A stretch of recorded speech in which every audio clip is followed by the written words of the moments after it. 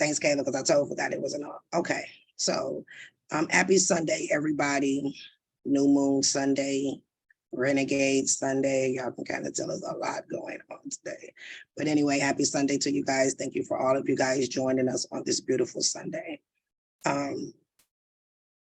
First, wanted to start off with this will be a 2-part class. The link that you use for today will be the same link that you will use for the next one. Okay, so you don't have to wait on the link or any of that. It will automatically send you a reminder. It will make you re-register, but everyone that registered for this one will also be in the 2-part class. Me and Caleb just decided at the last minute that based off of the posts, the questions, and things that you guys ask, we want to make sure that you have a full understanding of what's going on before we just throw you to the Treasury Direct. Okay, because you have to have the proper foundation. The Treasury Direct system is not what you guys think it is at all. Yes, it's for our securities, but those securities goes into what's called an auction.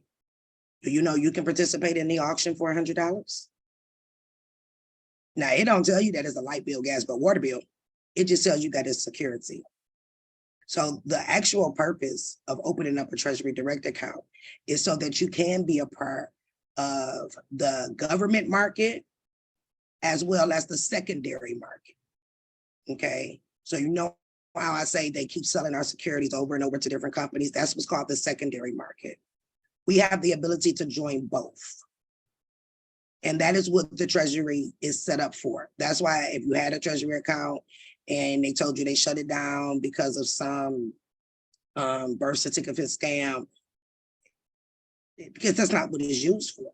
Now, we are not supposed to know that our securities that we get every month, if we endorse them properly and sent it to the trustee and the indenture trustee, because those are two separate entities, that at that point, that security transfer agent can fund our account, but we can fund it too. A lot of us in here is, you know, around my age or maybe a little older and maybe a little younger. How many of you guys remember the savings bonds that you would get that your grandparents was good for buying for you? You haven't seen any of them in a long time. Please put your hands down. Thank you. So they took away the paper status of those, which is why you don't see them on paper any longer. And you can buy those through the Treasury Direct account. Okay. And the bundle of securities that these companies are sending, you can also buy and join them through the market, as well as making sure that you put yourself in the investor seat, because please know you are an investor. This has nothing to do with a 1666 Cesta VK trust. I must scream that to the mountaintops. It has nothing to do with that. You are an investor in every company that is allowed to make money because of you. These companies can only make money because of us and our signature under commercial chattel paper. Okay, if you don't know what commercial chattel paper is, please go look it up, because you're going to need to know what it is. But to stop you guys from getting your account shut down, because the TDA has shut down so many, you need to know the full basis of how to properly use it. But before we can even get you there, you guys have to have an understanding that there is a difference in a trustee and an indenture trustee. You have to know what your role in this game is. It's nothing but the game of Monopoly for real, but everybody has a position. And when you learn your position properly, that is where you're going to win.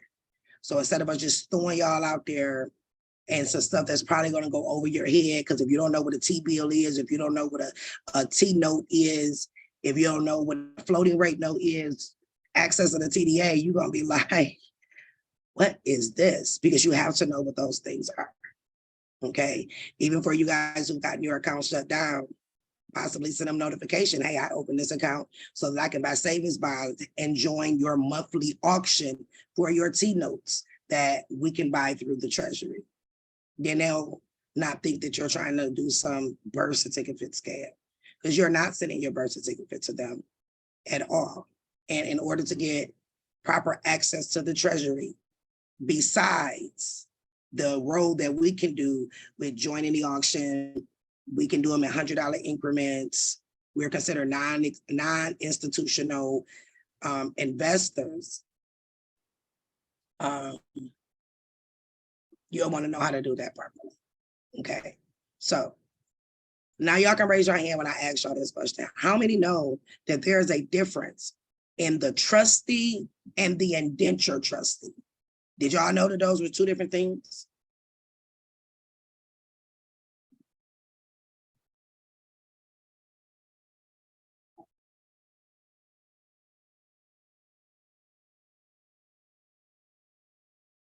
Vanessa Million, you can unmute. You raised your hand. I called him. Hi. Hi. How are you? Good, and yourself? I'm amazing. So you raised your hand. You know the difference in the indenture trustee and a trustee? Yes. What are they? Can you tell us? Oh, not off the top of my head, but I have it written down and I know they're separate. So, In full, you know that they're, in full disclosure, my name is Rachel Million. Vanessa Million's my mother. She couldn't make the class today, so I'm here doing it for her. oh, beautiful. A family that studies together, y'all win together. I like that. I'm in love with what you've been doing. I just want to tell you that you don't even know what you're saving over here. You're going to save my daughter, and you've got me out of 3 court cases, almost $150,000 of pure slave debt. Well, congratulations. Make sure you send that over to me. I will. For a reason. Well, congratulations. And would you mind telling everyone what you use, the method that you use in order to conquer that? I actually didn't. I apologize. My mother did it. I had been following Bonnie Straight and David Straight, and their methods had not worked for me. And then I was following Anna something. I can't remember her name. Her stuff wasn't working for me. And then I tried Kiki Liberty, and she was out of Florida, and they're all really good, but it's like 80%. So I kind of gave up on all of this. And my mother, she stayed at it and she found you. And I've had 3 court cases with credit card debt from a really messy Bank of America and Synchrony Bank, right? Yes, sir. Yes, no, I recognize the name. You sent the emails already. Yes. With the court cases, the 150,000, and then the Mohila, the Xfinity, all of those types of bills. Yes. I recognize the name. I just posted that today, funny enough. And I just posted it as well. So the last receipt that I posted, because I know some people like they're making those receipts up. No, we're not. No, ma'am. No, ma'am. My mama has been faithful to finding the way. She knows the information. So I don't know it the same way. I had actually given up after dealing with David and Bonnie Straight. And so my mom continued, because I'm in a really high flick custody case with a Mason, like they're really oil money, Texas trust fund baby. And that's how the debt got so high. And I don't know how you did it, how my mom did all this with you, but I literally want to kiss you. Oh, thank you. I'm so glad to be able to be an assistance to you and your family. And hopefully that get the rest of you on the line a little motivation that it can be done. And the millions, that several of the receipts on my page belong to them. They've been crushing it. So congratulations. Well, you'll definitely learn before we're over with the difference in the trustee and the indenture trustee, which one each roles play and why it's important that you know both. Especially guys, if you have been sending out your securities, and especially with US Bank, I think has not even been opening your envelopes and they've been sending it back, and etc. You need to know what your recourse is. Please know that you do have a recourse, okay?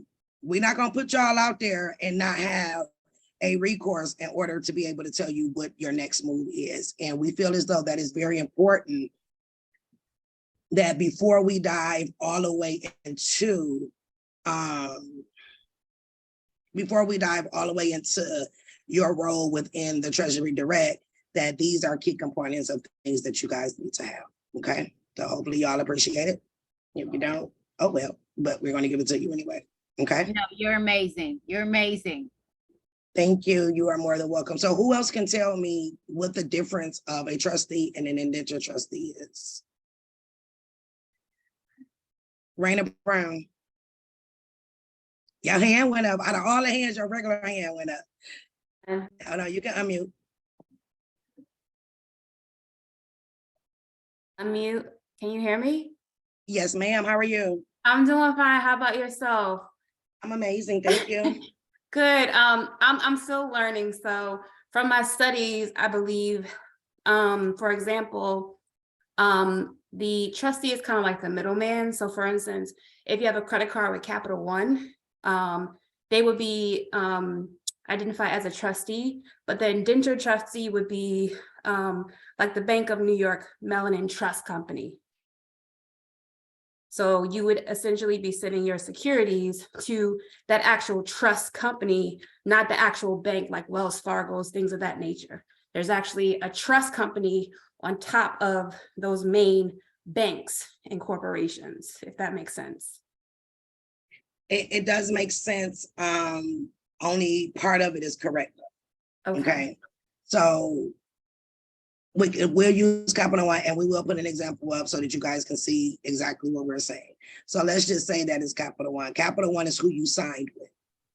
Okay. In every contract, it says, do you give us a right to transfer? So when they transfer it, they're going to transfer it to Capital One LLC number 2, just for instance. Okay. Capital One LLC number 2 is where they actually deposit it and it turned into cash. Okay. But just like with everything, they are going to protect it. So then it'll go through the trust, right? It'll be Capital One Trust Company. Then once it goes into the trust, it is now sent to 2 different banks. Okay. One would be, for example, New York Mellon, because that is a trust bank. And then it may be sent to Wells Fargo, who is the servicing trustee. Because remember, only a trust can deal with the trust. The only reason the trust company, Bank of Mellon, was even involved into the equation is because when Capital One transferred it to protect it via their trust, that involves a trust bank. But we are not a trust because this ain't about 1666. So if only a trust can deal with a trust, only a corporation can deal with the corporation. So the corporation bank, which is, for instance, Wells Fargo, will be considered the trustee. And then Bank of Mellon, New York will be considered the indentured trustee. Okay. So that's why it's important. And I don't know if people missed it, which they could have. We said, make sure you send it to both, because lawfully, we don't really have a right to talk to the trust bank because we are not a trust. We send it to them for backup, but it's supposed to originally go to the original trustee, which is the servicer bank, which is for the corporation, okay? Because I want y'all to realize that Bank of America, Wells Fargo, PNC, Navy Federal, and et cetera, they deal with us directly, right? You can't even go talk to them about the trust side unless you have a trust. So the goal here is to realize your position in every aspect and play your position. It is nothing but chess, but you can't play. If you the queen, you can't play the king's position and vice versa, okay? Okay. But you got half of it, right? Half is knowing about it. I'm learning, trying to. You are more than welcome. Lady Cat. Hey, you one of my long time. Come on and tell us the difference in between the trustee and the indentured trustee. Hey, so in my studies, the way I've been able to make it work in my brain is that the indentured trustee is the actual bank that's over the account. And the indentured trustee is the actual human being that's assigned to that specific account. So what do you mean by human being that's assigned to over the account? Like the actual person, the real person, like the individual, the person that signed with the, I forgot what this called, where it's the /S/ that lets you know it's a real person over that specific account at that bank, at that financial institution. So would they be the trustee or would they be the agent to sign for the bank, for that trust bank? The same, now think about it. You are agent for who? You sign for who? You're signing on behalf of that institution that you're going to be over that account. Correct. So they're just the agent who's responsible for making sure that all of our securities are done properly. That's why if you send it directly to them, at that point, they are considered liable. They are the ones that we can get in trouble in their physical capacity because they signed that trust agreement saying that they're going to do ABC 1, 2, 3, right? Yes. So I need you guys to realize that the trustee bank and the indenture trustee bank are two different banks with two different roles, right? Because if you have an account if the account is with Wells Fargo is the one who actually did the deposit to turn your security into funds. But then they protected it. They protected it with the trust, which is why you guys hear me say, put everything you have in a trust to protect it. Because then they can't go after those funds. But you can still go after them based off of the agreement that they signed. Yes, they put the S/ to let you know that is a real person. That is an autograph and not a signature, because those are two different things, right? Yes, autograph. Period. Caleb, can you pull up either a 10K or 8K or even an SB Joe Global report so that we can show them how a note moves? Even though I know this is posted on our pages, sometimes you guys may not be paying attention to what you're looking at or even know what you're looking at. You know, we'll show you guys what we mean so you'll know the difference. And they're even labeled within the report. One will say trustee, one will say indenture trustee or owner trustee, maybe the name that's up under there. Mike McKenzie. Yes, ma'am. Hello there. Hey, how you doing, sis? How you I'm doing? amazing. That's good. I'm That's amazing. good to hear. Ah, that's good to hear. Oh yeah, thank you for that information earlier that we was talking about as well. I appreciate it.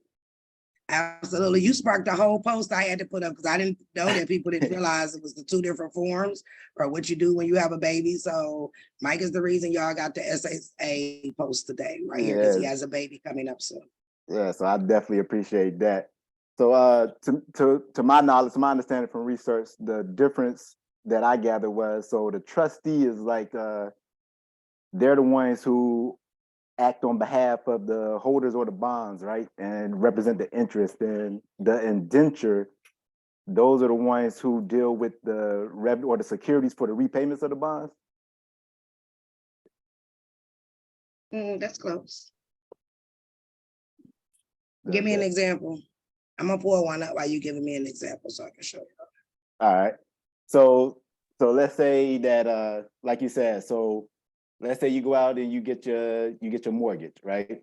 So you get your mortgage and you get your mortgage through Wells Fargo.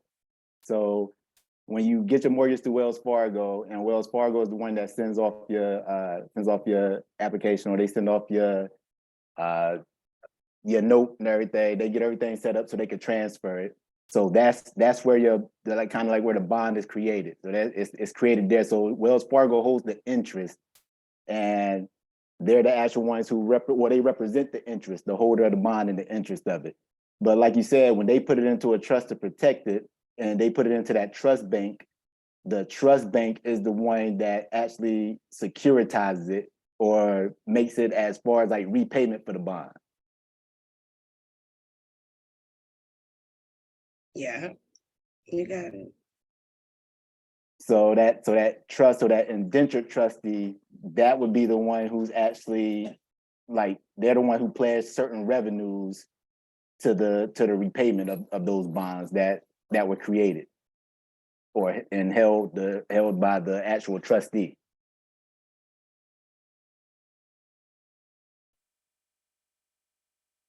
Perfect.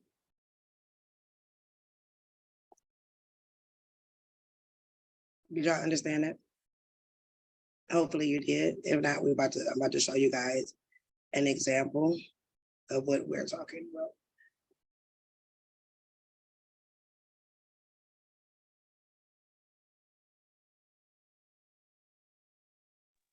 Can you guys see the SBG Global report that I have up? Y'all can just shake your head up and down. I know that you got it. Okay. So one, this is the SBG Global report, okay? This is a website you can absolutely use in order for you to find trustees, okay? The easiest way to utilize this website is to go under Google, type in CarMax SBG Global. It's going to give you a list of selections. Go down to when you'll see one that says a PDF, okay? Now, if you notice, the one that pulled up is the owner trust. Because remember, you guys, everything goes into the trust first to be protected. But when you utilize, go ahead. I was going to say there's many different types of trust that you'll see. So for like Capital One will have an auto receivables trust for like car loans, but then they'll have a credit card master trust. So it's usually going to be some form of trust that you find under SP Global. But yeah, that's a perfectly fine way to find the trustees. Okay. So if you pull up one of these SBG Global, scroll down, it'll be down some. You see, I had to scroll a minute. And you want to go to where you see transaction structure. Okay. This one is for business services. So we know that a business account is different than a personal account, but they all do look the same. I will pull a business one, a personal account one up too. Okay. So if you go down to the transaction structure, you want to watch how the note moves. So say Andrea went in and she got a business loan, okay? She did a business transaction under her business through CarMax. So CarMax right here is where she signed. They are considered the sponsor, okay? It's very important that you know their titles. Remember, I said everybody has a role. So you have to know what their roles are. So she signed with CarMax. So just say she had the CarMax lot, she signed with CarMax Business Services, that's that. So if you look at any of your contracts, y'all hear us say it all of the time, where we say, where it says, you give us the right to transfer the security. They have to put that in there. Even though you can deny that part, they have to put it there. So you just gave them permission to transfer it to CarMax Auto Funding. This is why when you're trying to do a rescission or those other processes people tell you guys, and you go after CarMax and CarMax like, we don't have no idea, nothing. They don't, because they transferred it before you got up out of that seat. And they transferred it to CarMax Auto Funding, LLC. You see, this says depositor. If you go up under 12 USC 1813 L1, it tells you that once a security is deposited, it turns into cash. That's their rules, not mine. Okay. So at the point that they transferred it, it went to CarMax Auto Funding. They are the depositor. But when you gave them the right to transfer, you didn't tell them how many times they can transfer it, who they can transfer it to, or who they cannot transfer it to. That's why I tell y'all, they're not committing fraud. You are committing not reading. You are committing not understanding what you're reading. So this contract here said they can transfer. They transferred it here, it became the cash. But they wanted to make sure that they protected their cash. So it went to CarMax Owners Trust. They are the issuer. What do you think that they're issuing? Anybody?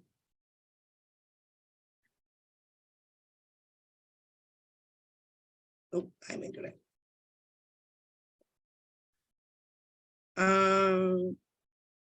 Denise Jeremiah, do you know what they are issuing? They're issuing bonds. Yes, that's the word I was looking for. Go girl. That makes me happy. So yes, so now they're issuing the bond. Depending on what type of bond it is, would be classified whether it's A, B, C, or D. And if you read their trust agreement, this SBG Global Agreement, you will be able to see what classifies what bond as a bond. That's really not important, but it's good to know they classify them, okay? So they made it into a bond, but now in order for that bond to be sold on the secondary market, you're going to need what is considered a security transfer agent, which is the bank. So once they deposited it, they protected it, turned it into a bond. Now they gave it to the owner trustee, which is Wilmington Trust, and then they gave it to US Bank. So as you see, depending on which company you're dealing with, it may say owner trustee or it may say indenture trustee. So just like Michael said, the one that runs the whole show is the owner trustee, but that's a trust bank, right? Only a trust can deal with a trust. Anything dealing with business is going to always be two trust banks because you are a business, okay?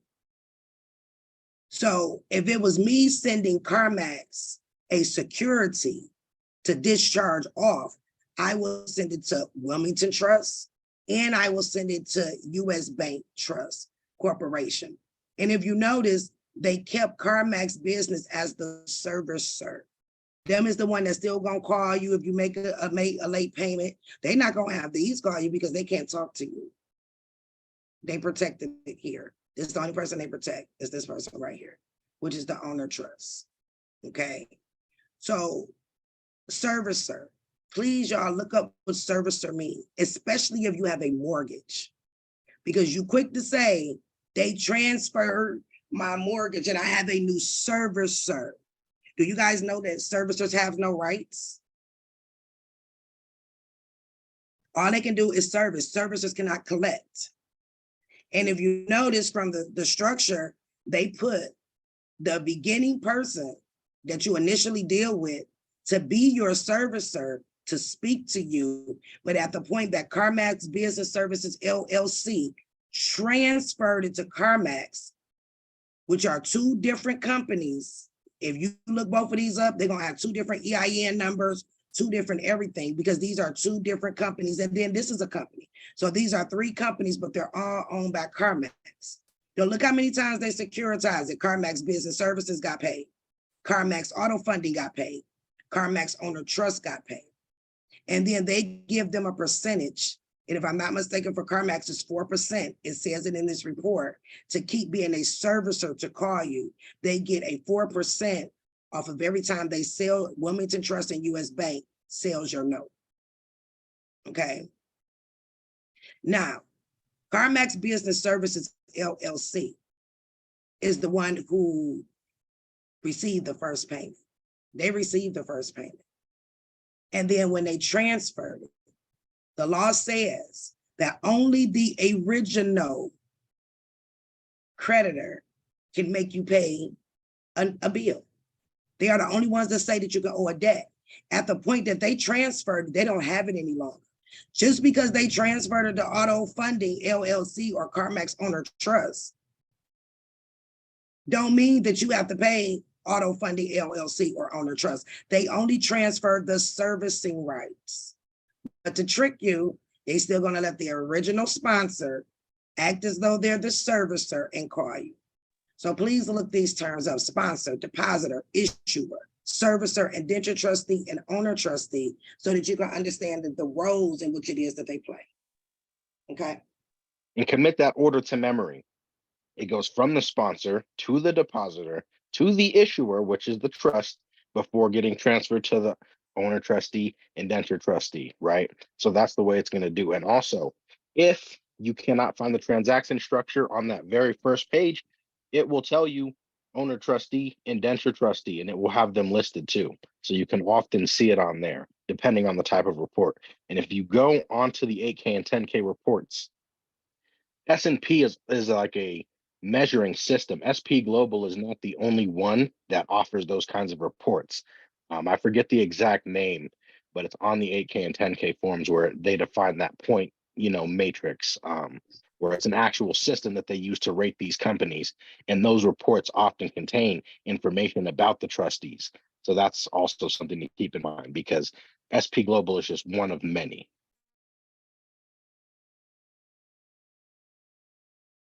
I'm gonna pull up another one.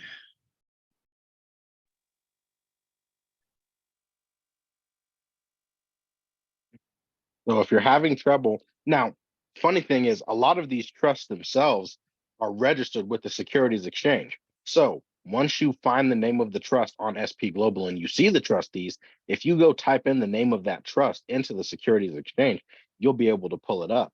And they have their own individual 8K and 10K forms that you can look at. But what you'll see is that you can find the indenture agreements between the company and the trust company and the bank. So that's how you'll be able to find the actual people.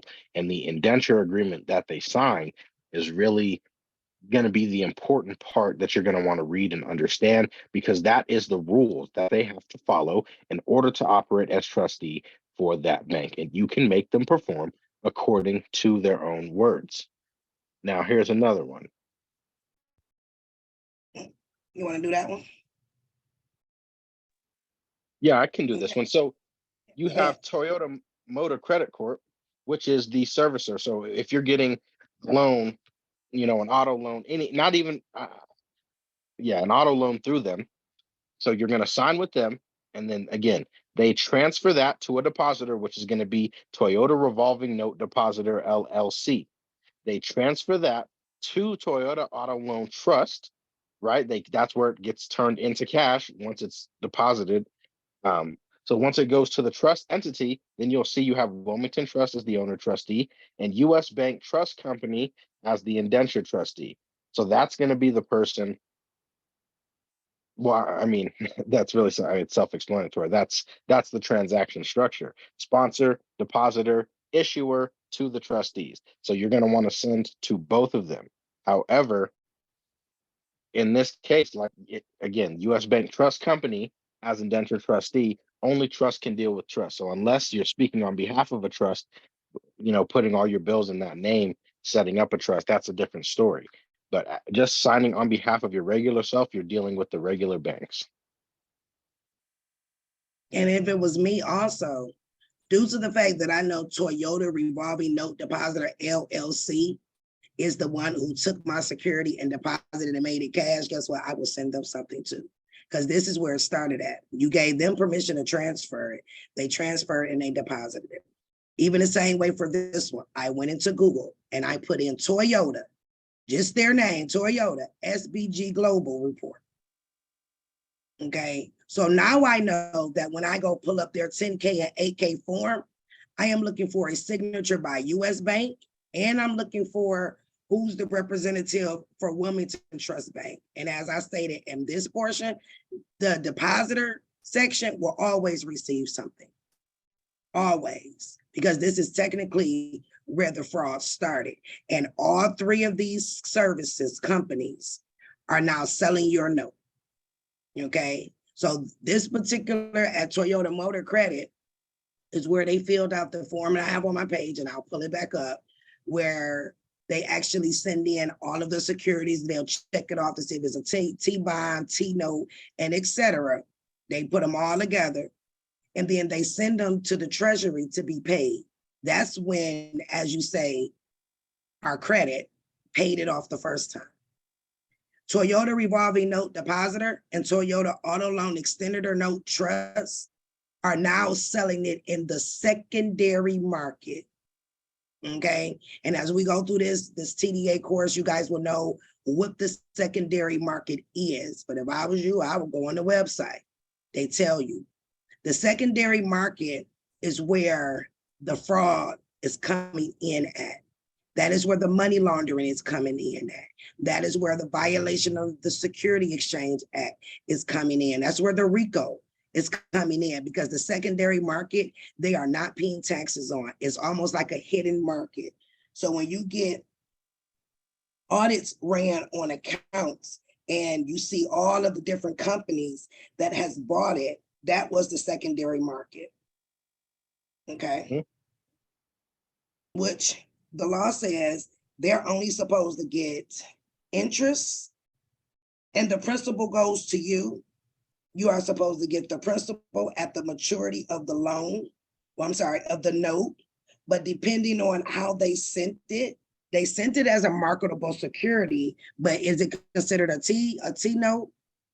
Is it considered a FRN and not a Federal Reserve note? Because that's not what FRN means. Okay.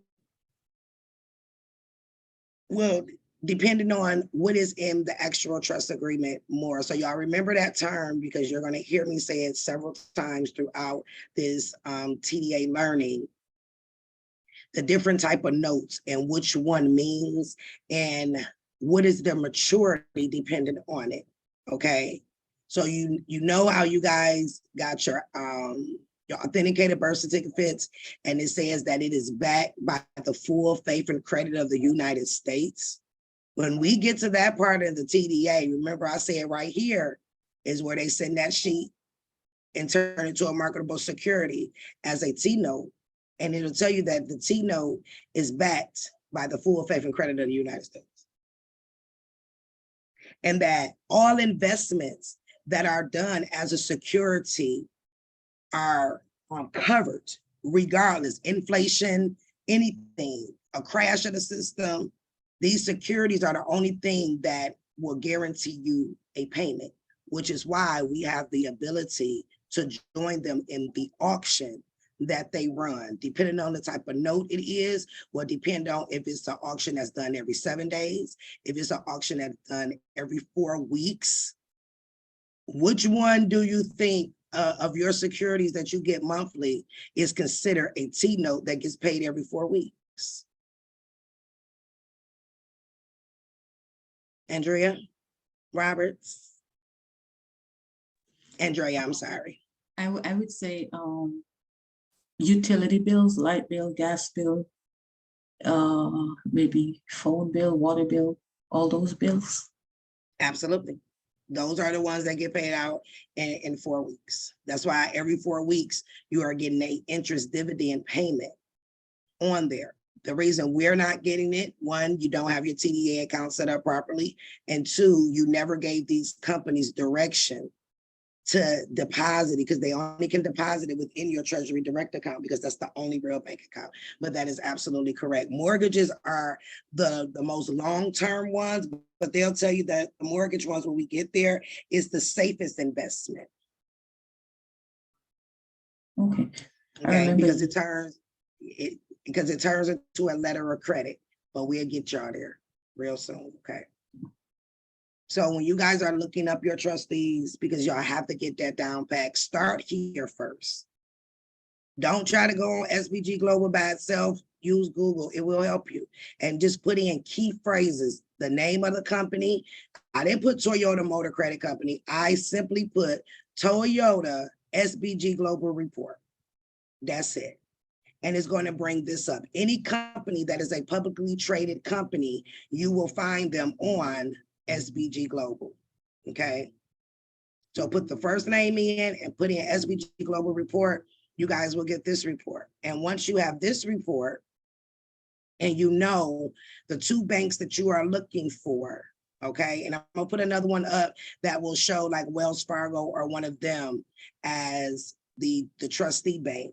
And then you'll have like US Bank as the indenture trustee. So when you guys are looking at the 10K and 8K form, you want to be able to see both of these banks on that form with 2 authorized agents that is over the account, and they are to go to both.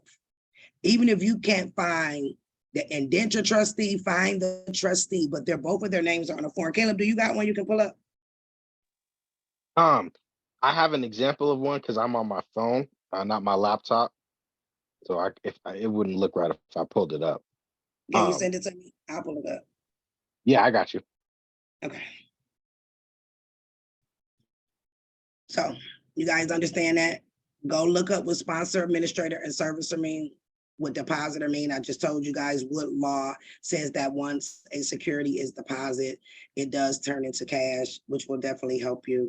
And then you know that these are all the parties involved because all 3 of these, y'all remember holder in due course.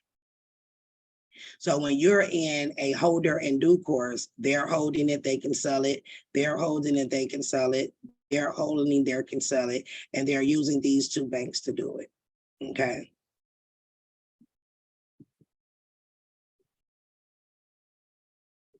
So now,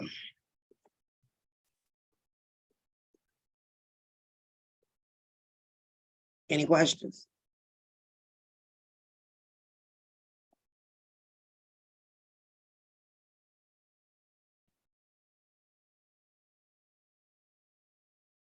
Mm. Peter Grimes, you have a question? No, I'm good. I had one earlier, but you answered it. Thank you. Wonderful. Got to speak.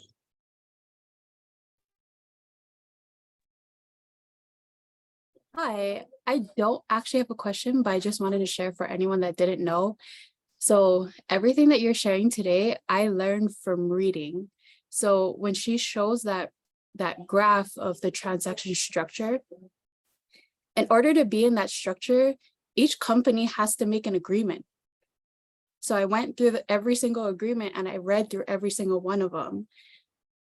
But I just wanted to reiterate that it can be found, and she's giving you the answers and cutting your research time in half, if not more than half. But that's all I wanted to share. Thank you, Goddessby. And let me tell you, her and her entire family is winning. Her and her entire family is winning. They've been with me, I believe, since the middle of last year, almost the end of last year when I ran the last series. A lot of the receipts I put up belongs to her and her family. That's my Hawaiian family down there. They're the reason that I'm going to Hawaii in September. They earned me to get on that plane and come and see them. Because her entire family is winning. Winning. And she just gave you guys the answer. Like, she didn't have no special privileges where she called me, and she has my number and she never calls me. And she has my personal number and she never calls me. But they're winning.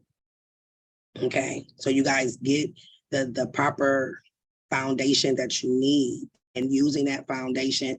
And as she said, if they're on that list, and that's why I particularly put that one up, they have an agreement. And within their agreement is normally section 4 of the 10K, 8K, where it talks about discharge, where it talks about if the customer never pays, you're not losing because they're making money off of the secondary market. So that's where the double dipping comes in. That's where their private accounting comes in, that they are not revealing to people. Okay. So it's there. We are working on a trustee book, but we don't know every trustee in the world, you know, but the major ones that most people have will definitely be included within the book. So when you start looking, start there first. Okay. Now, if you're looking for a 10K and an 8K form, let me show you what to type in for that. Go ahead, nephew, while I look that up. I sent over the example to your other phone, but if you just Google it, it's just Honda's Auto Trust. Is it their 10K or their SPG Global? They're SP Global. Okay. But I want to show the service 1%. Hold on. So y'all remember I just told you guys that they keep the servicer on, and the servicer gets a percentage of still acting like they are over your loan, right? So let me show you where it says that at. So now I'm still on Toyota. So if you look down some more, it talks about the payment waterfall, how everybody get paid, how it gets deposited. And if you notice, any remainder to the certificate holder, which is you, but for Toyota to still act like a servicer, calling you, sending you statements, they are going to get a servicing fee of 1%. Now, 1% may not sound like a lot, but if you have 500 securities in one bundle, you do the math. So they're getting 1%. So now you guys see why when you call these companies, they don't particularly want to be helpful unto you. Why would they? They're making 1% by doing nothing but having customer service representatives overseas to call you. Okay, so it even talks about the difference in the notes. It talks about to the indenture trustee and the owner trustee is capped at 150,000 per calendar year. Those are for any fees, expenses, and indemnification amounts. Okay, so these reports have a lot of good information in there. It gets to talk about servicing and collections. When you know these things, this is what you can use against them when they try to tell you, oh, what you're saying is not correct. I'd be like, well, why on page 10, section 4 of your SBG Global report, it says that you are still getting 1% of a note that was transferred. And once it was transferred, you no longer have any rights to it. They get to talking to you a little differently because it's all about using their words against them. For example, the SS5 form, and this is why I get on y'all about the smallest little details. I knew that link was at the very bottom of that email. And Caleb did not say, watch half of them talk about it. We didn't get the link because they didn't read the email. Okay. It's the smallest little detail. Now, those Social Security form, the SS5 and the SS5FS look exactly the same. They are set up the same. All of the numbers and the things in the boxes are the same, but those are two different forms. What made it different was one said SS5 and one said SS5FS, which stands for form. So for everybody that was on my post talking about, I already said, do I have to redo it? Yes, you do. When they change things or when we go deeper into things, and we have to tell you guys, which is why we tell you this is a never-ending learning process. Because as soon nobody had issues when we first started telling everybody, go into the Social Security office, do this, do that. It was almost 6 months of everybody being able to do it. And when the collective got on it, now they're like, okay, no, they're giving you issues, this, that, and the other. Well, the goal is to always use their words and their forms against them. So now you know that there's a difference in those forms. Fill out the new form, attach the FOIA, do what you have to do.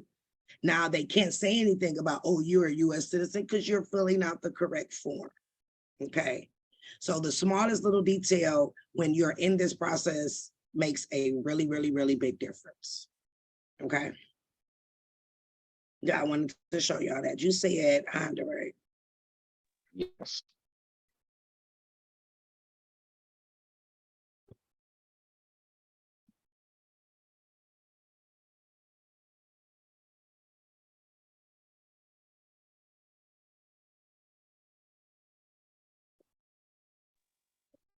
And the 8K and 10K forms had a lot of good information besides just even the trustee.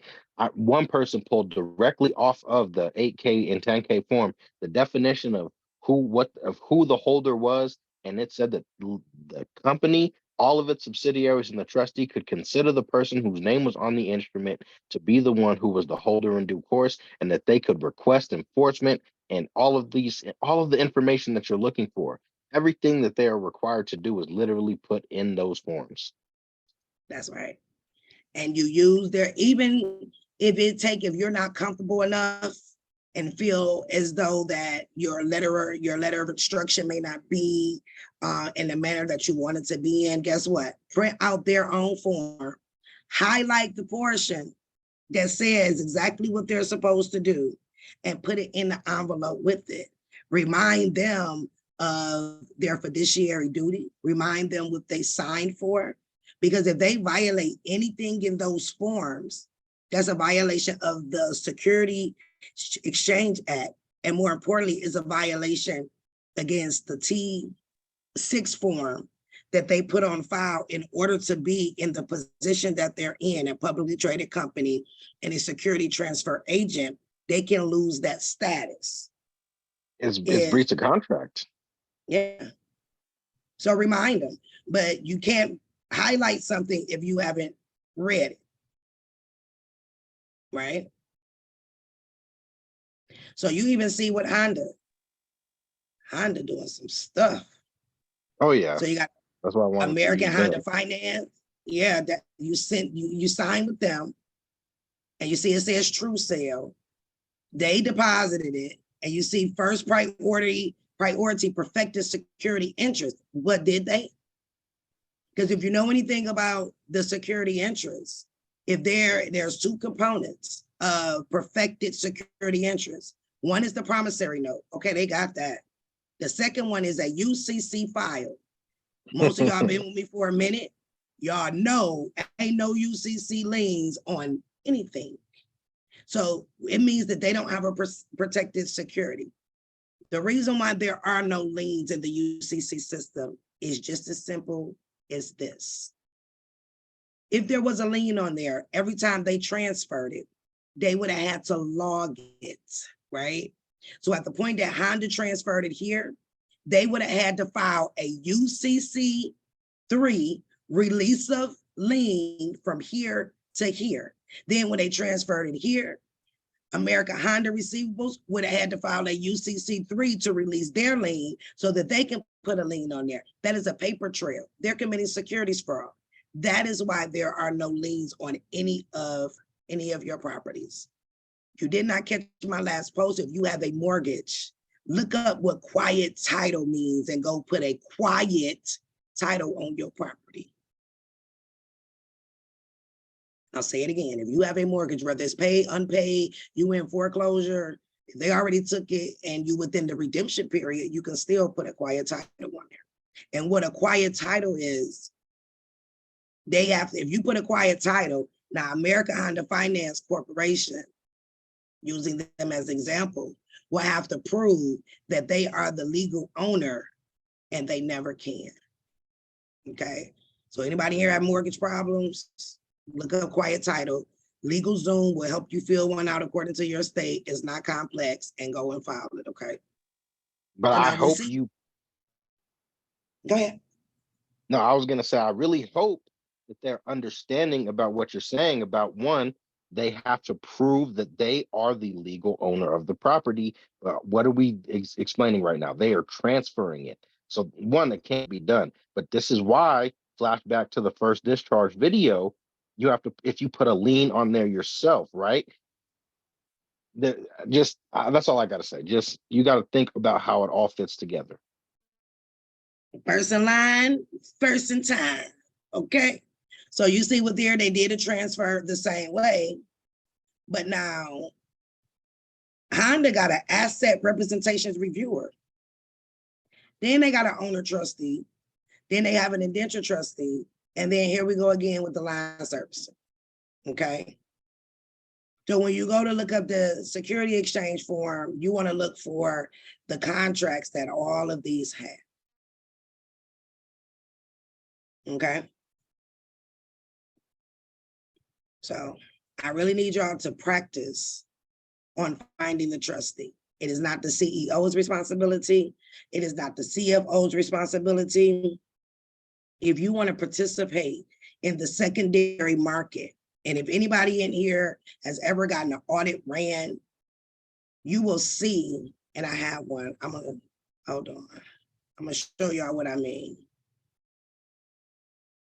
Because as I stated, they're only supposed to get the interest, right? You're supposed to get the principal. So if you are supposed to get the principal and they are only supposed to get the interest, you will see several times, if I can find this one, that they transfer the note, basically saying that they transfer the payments that was made to this person back to them on the Bloomberg report. Now, let me find it.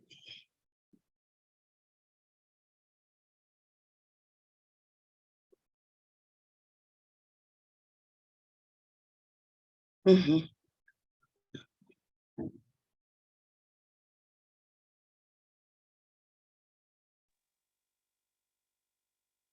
Now, I'll also give you something else. If you go on to the Treasury Direct website, they have all types of FAQs and helpful things that will explain all of this to you. They got terms and definitions for what all of these things mean. It'll tell you what a floating rate note is. It'll tell you what a T note is. It'll tell you all of the different types of notes. There's so much information on there, and it tells you about how to link other accounts. It tells you what you can do. It tells you, it gives you the maturity. I mean, anything that you can think of, it's all on the website. That and the securities exchange.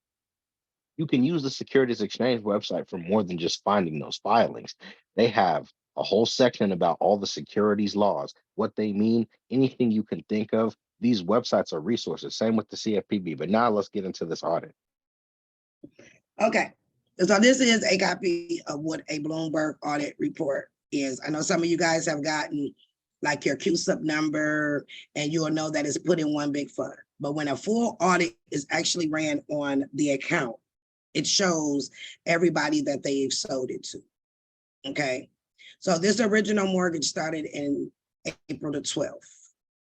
This is the first original transfer, okay? Because they transferred the amount of the mortgage to her. Remember how I say that when you at the mortgage tables, a check there with your name on it, they just don't tell you. This right here proved it, okay?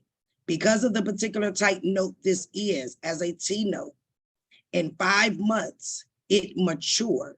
Do you see where, again, they said that they paid her? So they transferred another check after all of these sales and the interest and et cetera. They said that they paid her again, but did they? You know how if you're a husband and wife and one name may be on the mortgage and they say that, oh, we can't put the wife on the mortgage, but she can go on the deed, right? If you're in that type of situation, when it started just with her. But remember, the deed and the note are two separate securities, even though they're supposed to stay together. So then they transferred it again right here. So the question would be, why didn't she get paid for it? Because within the contract, she told them that they can keep all the proceeds. And in every contract you've signed, you told them they can keep all the proceeds. But you see how on the secondary market, okay, they opened up a primary Treasury direct account up under her name, and they are transferring the funds that they say went to her, but they didn't go to her because she gave them authorization to keep all of her proceeds within the contract itself, okay? And every last one of those companies you guys see on the sheet, they are holders in due course. So guess what they did? They turned around and sold it too. And they're gonna keep selling. I believe that fund has $512 billion in there, I think. Hold on, I'll tell you. Let me look. I believe it's, let's see. So for you guys who just got your CUSIP number and they say, if you went to a Series 7 broker and they'll give you a sheet and say your CUSIP number is this, and this is how much it's worth, that is the entire fund because they put them in bulk together. So let's see, I believe it's 513 billion. There you go.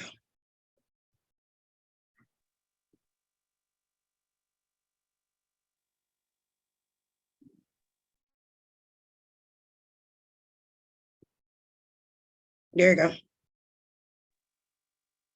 This is this is the fund that has been put in, is what it's worth. But now just think that if they made $518 billion off of this account, and the interest amount is 4.57%, that's supposed to go to you. You do the math. You do the math. Because all of the interest is supposed to go to you. And you're supposed to make interest off of this. So that's the importance of having the TDA account. When the TDA account is open, the importance of having it open is that as they're doing their trades, the CUSIP number that goes with this account, okay, the interest on there is supposed to go to her monthly. But then the full payout, depending on if it's a T note or what type of bond they classified it is, then all of that is supposed to go to her. And if you look at the diagram I showed you, it did go to her. But whoever they have as the trustee, which on this particular case is Wells Fargo, okay, they took it off because she told them they can have it. And Jennifer?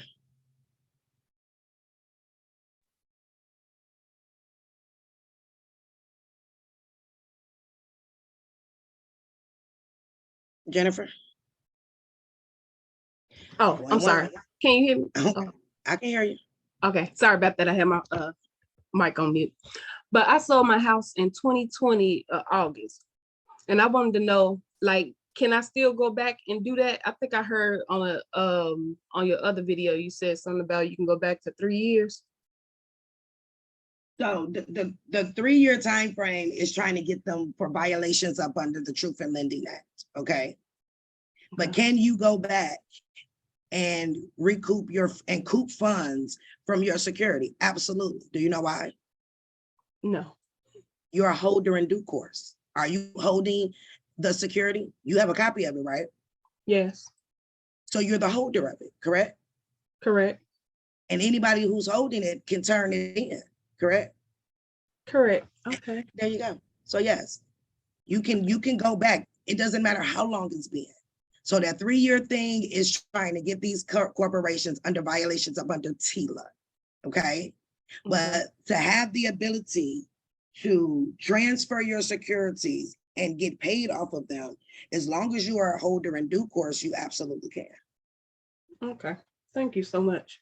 You're welcome. And that's when this series is over, that is going to show you guys how to make sure that your account is properly set up, that you are sending your security to the proper bank. Now, remember, I don't care if there was 15 different servicers from the time that you got it, for your mortgages is going to go back to the original trustee.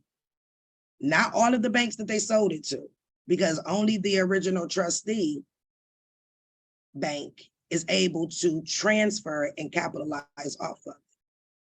Because remember, the banks and the servicers are two different people.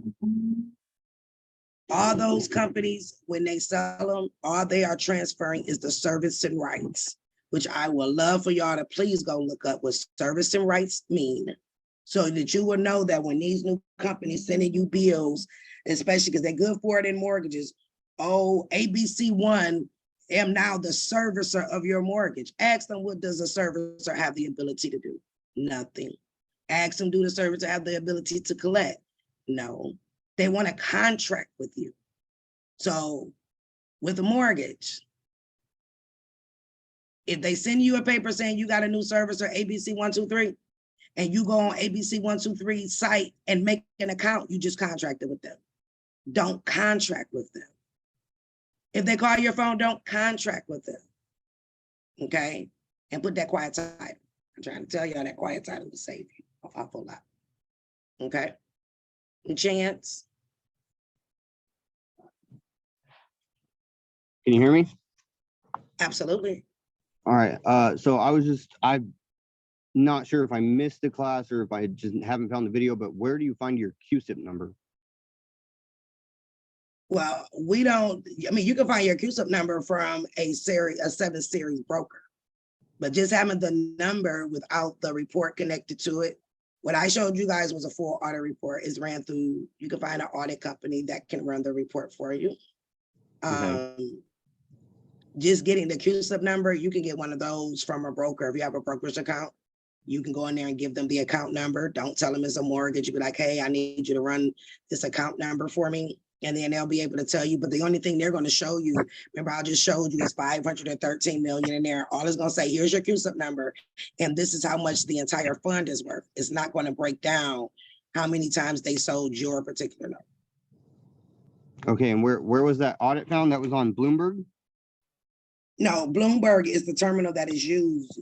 You can find any company that does audit securitizations. But make sure that they are Bloomberg certified, because you don't want a half report. You want a full report like the one I just showed you, okay? Audit securitization, Bloomberg. All right, thank you. You're more than welcome. Okay. So hopefully that will help you guys when it is coming to looking for your trustees. Another way for you to be able to find a trustee and know that you are sending to the trustee as well as the indenture trustee. As a backup, you can send it to whichever part of that company was the one who actually deposited your note and turned it into cash. Okay. So now let's just say you've done all of that. You sent it to all the right parties. You know the right parties have it.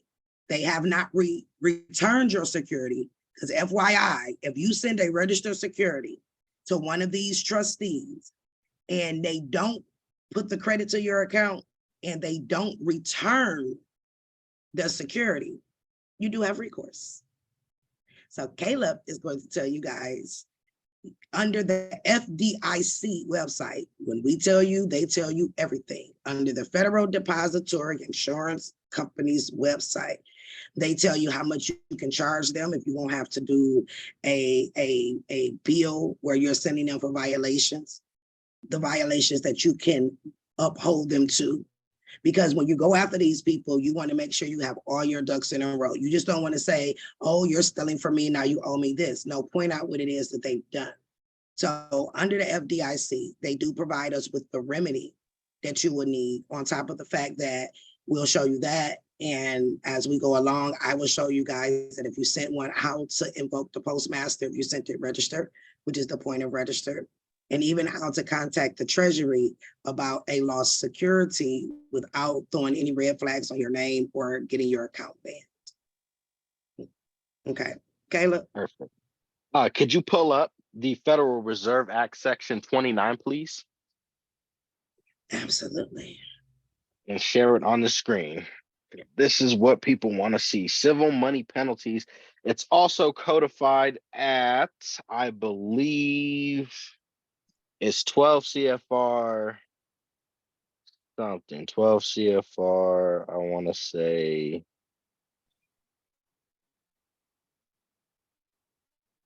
.215 point 11. But yes, so once we have that up, we can start going over that.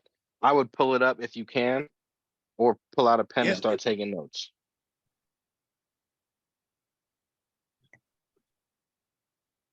You said section 29, right? Yeah, of the Federal Reserve Act.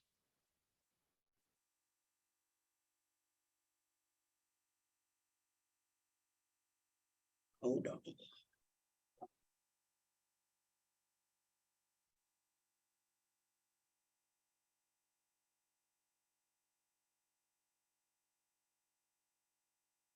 Because remember, this is going to be breach of fiduciary duties right here when they're refusing to present these instruments to the Treasury, because they get paid out daily.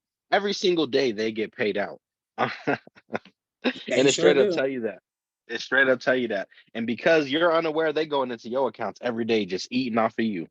It's absolutely ridiculous. It's a shame. Yes. Okay. Civil money penalties. Remember, 12 CFR 215.11, I believe. If you guys can take a half of a second, if you have the ability to pull this act up, please pull this up and go along with it. Certain things that he pulled out, if I was you, there's a way to like highlight. Oh no, let me see. And If look, you're left 12 US. you can highlight it, right? Whatever part that will help you to remember so that you can go back to this. And yes, of course, I will be also sending you guys a complimentary 14-day replay and get it there, but make sure you highlight some of these things because it's going to be very important. Okay, go ahead. Yes. Now also look, 12 USC 504. Title 12 deals with banking of the United States Code. I would recommend you read that, but that's just a sidebar.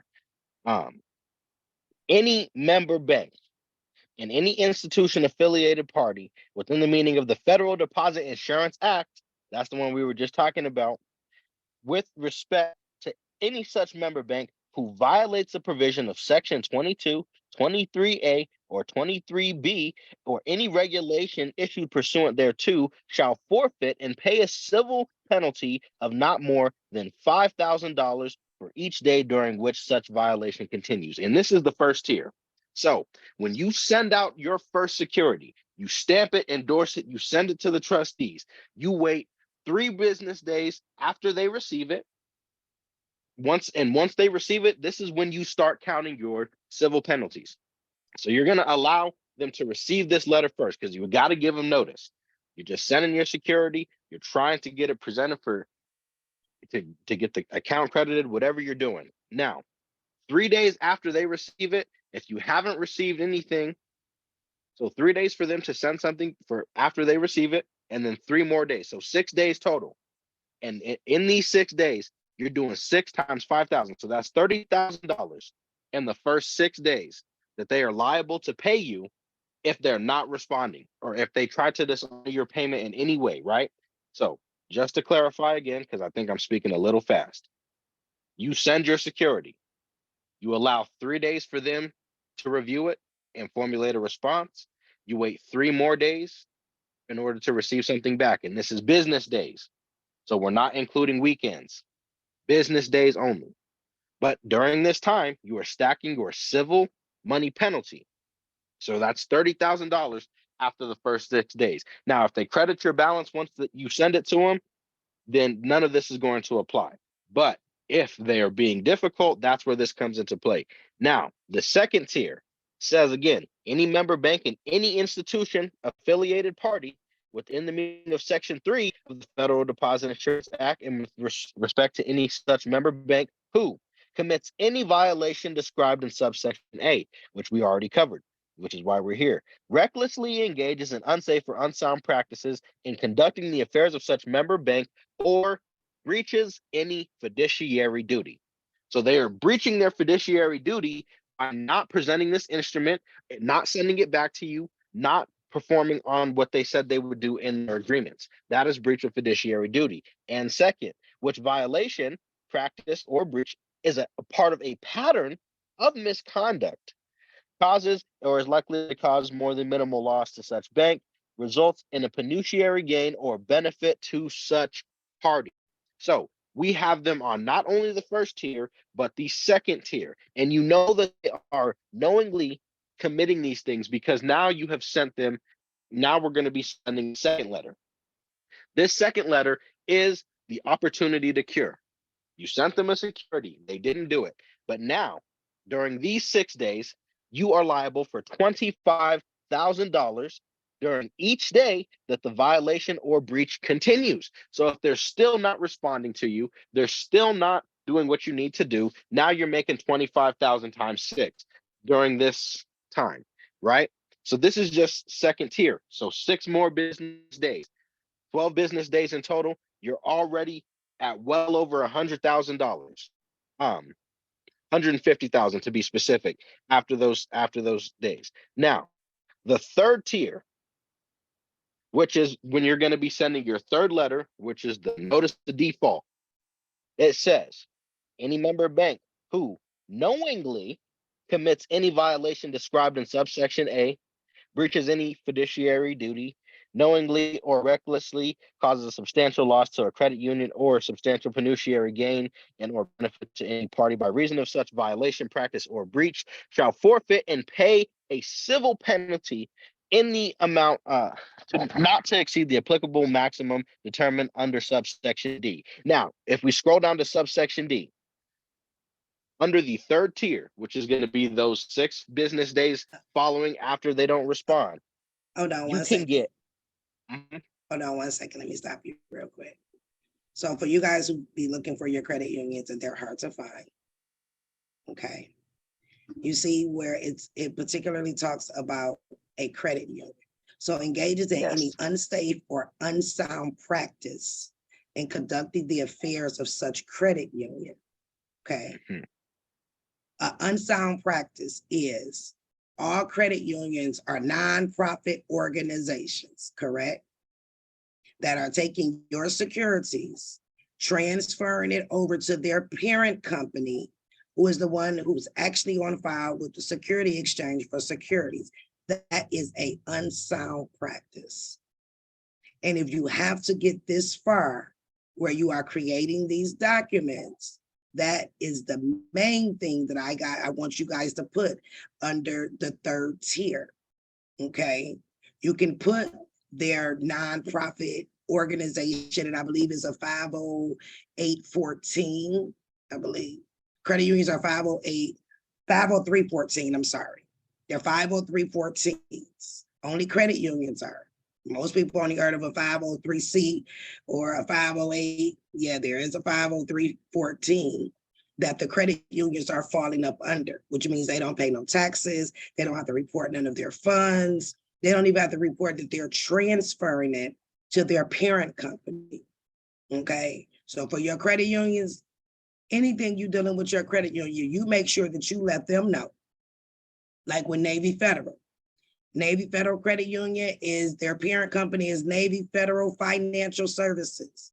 Services is not spelled SERVICS, it is spelled SVCS because they like to play. Okay, so anybody here with Navy Federal, I just gave you the answer. You can put in your documentation that under tier 3, they're in violation due to an unsound practice because they are registered as a 50314 nonprofit organization, and you can prove that they are transferring their securities to their parent company, which is Navy Federal Financial Services, LLC, which is a breach of their fiduciary duty. Okay. That's also listed under tier 2 as well. It's in both of those. So make sure that you use that for credit unions as well. I was just going over that. Now, under subsection D, this is the penalties for the third tier. So this is when you're sending, like I said, your notice of default. This is the final letter before you go do your federal action and make your complaint with the comptroller of the currency, the OCC. The civil penalty, the maximum daily penalty in the case of any other person than a member bank is an amount not to exceed $1 million. Now, in the case of a member bank of the FDIC, in any of these banks that are FDIC insured, those are member banks, you can do $1 million a day or 1% of the total assets of such member bank. Now, when you're dealing with multi-billion-dollar banks, that 1% is going to be a lot higher than $1 million. And every single day, it is adding 1% of the total assets of that bank for them ignoring your security. And one other thing, if you guys notice that under Part D for maximum amount of penalties, okay? You see the first one that they put, in the case of any person other than a member bank. So we know member banks are backed by the FDIC, correct? But who's not backed by the FDIC as a member bank? The credit unions. So they're telling you that you can still go after the credit unions. A member bank will be Wells Fargo, Bank of America, etc. A non-member bank, because it says in the case of any person other than a member bank. So that's why it's important to read every little word, because that's telling you, okay, so wait a minute. I can go after a bank that is not a member, but I just can't exceed $1 million, right? So here with the member bank, you could do $1 million or 1% of the total assets. Which one would you do? Like he said, I want the 1%, because ultimately that's what happens if you file a report up under the Security Exchange, to show you guys how all of these are linked together. If you go into the Security Exchange and put in a complaint, which is something that can be done if you have the proper knowledge. Okay, so you just send all your stuff to these banks, they're not paying you no attention, they're not crediting your account, and you have given them an opportunity based off of the law within the time frames that are allotted to you, because you have to still follow the law. Because if you follow the law, they can't say, oh, she missed step 2, throw it out, right? You want to make sure that you have everything locked solid, okay? So if you actually make a complaint against a financial institution that causes the Security Exchange to see that they violated their Trust Act, they do give you, as a whistleblower, 1% of the total assets of the bank. And these banks are worth billions of dollars. So you're going to end up with millions of dollars regardless the way that it goes. And now you didn't have the security exchange fight your battle for you because you just did a report based off a foundation and the proper terms and know how they stuff move, know how they violate it, you know, and you ain't talking about no billing error. You talking about I'm an investor and this is a commercial security, which we'll get to commercial paper when we do the deep part of the TDA portion. When you're able to talk to them in that manner with that foundation and put in that report, guess what? You just sit back and wait for the SEC to find these companies, okay? Every company that you see then got fined.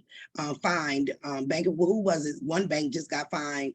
I think it was Bank of America, right? They got fined because somebody was a whistleblower and somebody told on them, okay? And they got sued, but 1% of their assets will go to that person who told on them. So for you credit union people, I know it can seem kind of hard, but understand that even though those banks are not FDIC insured, you still have the remedy that you can use based off of Section D, okay? I hope that helped you. Yes, because those banks are just as liable for any type of securities fraud. Now, the assessment here, the E, F, and G, the whole part is really good, but E, F, G are really the last ones I want to focus on. Any penalty imposed under subsection A, B, or C shall be assessed and shall be collected by, in the case of a national bank, so Wells Fargo, Bank of America, Chase, all of them, by the comptroller of currency. So you're going to make a complaint with the comptroller of the currency. You're going to include all of the letters that you sent. And more importantly, if I didn't mention it before, I need to mention it now. You want written confirmation back from them. Only communicate with them in writing because that's all they understand. But it is important that anything they try to say to you over the phone, you need to get that in writing. If they tell you that they do not take registered securities, have them send that to you in writing because you're building a case for noncompliance and you're defending yourself. So like Tamika said, you don't want to misstep. You want to cover all your bases, cross your T's, dot your I's, make sure that you have every single stone in place so that way they can't skip any of them. But and if you don't know who the comptroller of currency is, if I was you, I would go look them up. More importantly, you know, I tell you guys to use the CFPB, right? So if any of you guys have done a CFPB report and you reference a bank or a credit card, if you notice that they say that they also send your complaint over, and you may have got a letter from the comptroller. The very first one I did against Credit One, they automatically sent it over to the comptroller of currency. And ultimately, that's why they complied with me, because not only was the CFPB now looking at them, the comptroller of currency is looking at them. If you do a complaint under the Federal Reserve System, they're going to also send your complaint to the comptroller of currency because you're talking about currency now, okay? Funds, securities is considered currency. They're going to also send it to the security exchange. Why? Because you are dealing with a publicly traded company that is dealing in securities. So the contract that they have with them too. So you see, having a complaint within one system actually trickles down to the rest of the systems. That is leaving your paper trail one. And then not only are you asking this company, this bank, right, the security transfer agents to be held accountable. Now, all of these other companies are doing the same. Okay, y'all see that when they had these class action lawsuits and they like the federal government is suing the Bank of the West for violations against its consumers, and they got to pay out $50 trillion, but the consumers only get a check for about $3 million. Why? Because the attorney did it. If I was y'all, I would have a subscription, updates, it's free, to all of the class action lawsuits, right? I most definitely would. And let's just say it is a company that you have business with and there's a class action. Do you know that legally One, you can't join the class action. You better go read your terms and conditions. That's why you get pennies, because it says that you cannot participate in a class action. But if you do, it says you waive your rights to sue them later. Never tell you how to get a bag, okay? Go and subscribe to these sites that tell you about all the class action lawsuits. If you have a business with them, period. And I will wait until after they do the settlement to say that they did what they did. I will not join a class action. I will sue them independently, because you can. And now instead of getting a check for $3, maybe the check will be $300,000, right? So please, y'all, don't join the class actions, but use it to your advantage to see who's been violated. Like if I had Bank of America, I would be all over them right now. They just got fined and they have to pay, which means guess what? The comptroller and the Security Exchange and the CFPB, right? They found fault within Bank of America and they lost. That means they have to pay. So Raina, if you were Bank of America and you didn't join the class action, I will go pull the lawsuit. I will take even the words out of their lawsuit. Y'all better get smart, okay? Whatever that other attorney said, I will take that and put it in my piece of paper and say, wait a minute, I didn't join. And according to your agreement with me, you said I can't join no class action, but it ain't nothing about me saying I can't sue you. And guess what? They're not going to fight you, because now you will be able to use a federal case to say they've already been fined and you are a part of it. That's how y'all do it. Okay. I hope that helps somebody. It's a website. I'll find it and I'll drop it. Everything that got a class action is on there. You'll be like, wait a minute. Borton Milk got a class action. Well, I bought that 15 times if that's what you drink, or almond milk. You can get paid off of that and not pennies, okay? That's because all these companies, all they're doing is making complaints within the same system we telling you guys to make a complaint in. And now they're being looked at. Make these companies like Comptroller of Currency and then make them work for you by knowing how to properly communicate with them. And this is how, okay? I'm sorry, nephew, go ahead. Oh no, that's perfectly fine. That was beautiful. And in the case of a state member bank by the board, so if you can't, and again, that's exactly what it sounds like, a state-only bank that don't exist anywhere else. That's what that's for.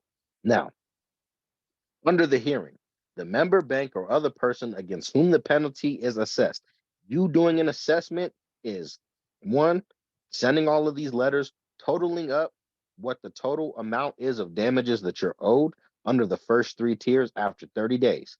So it's going to be a couple million, whatever you find that total to be, you're going to make that assessment and then a complaint with the comptroller of the currency. Now, after this assessment is made, the person submits a request for such hearing within 20 days after the issuance of the notice of assessment. Section 8H of the Federal Deposit Insurance Act shall apply to any proceeding under this section. So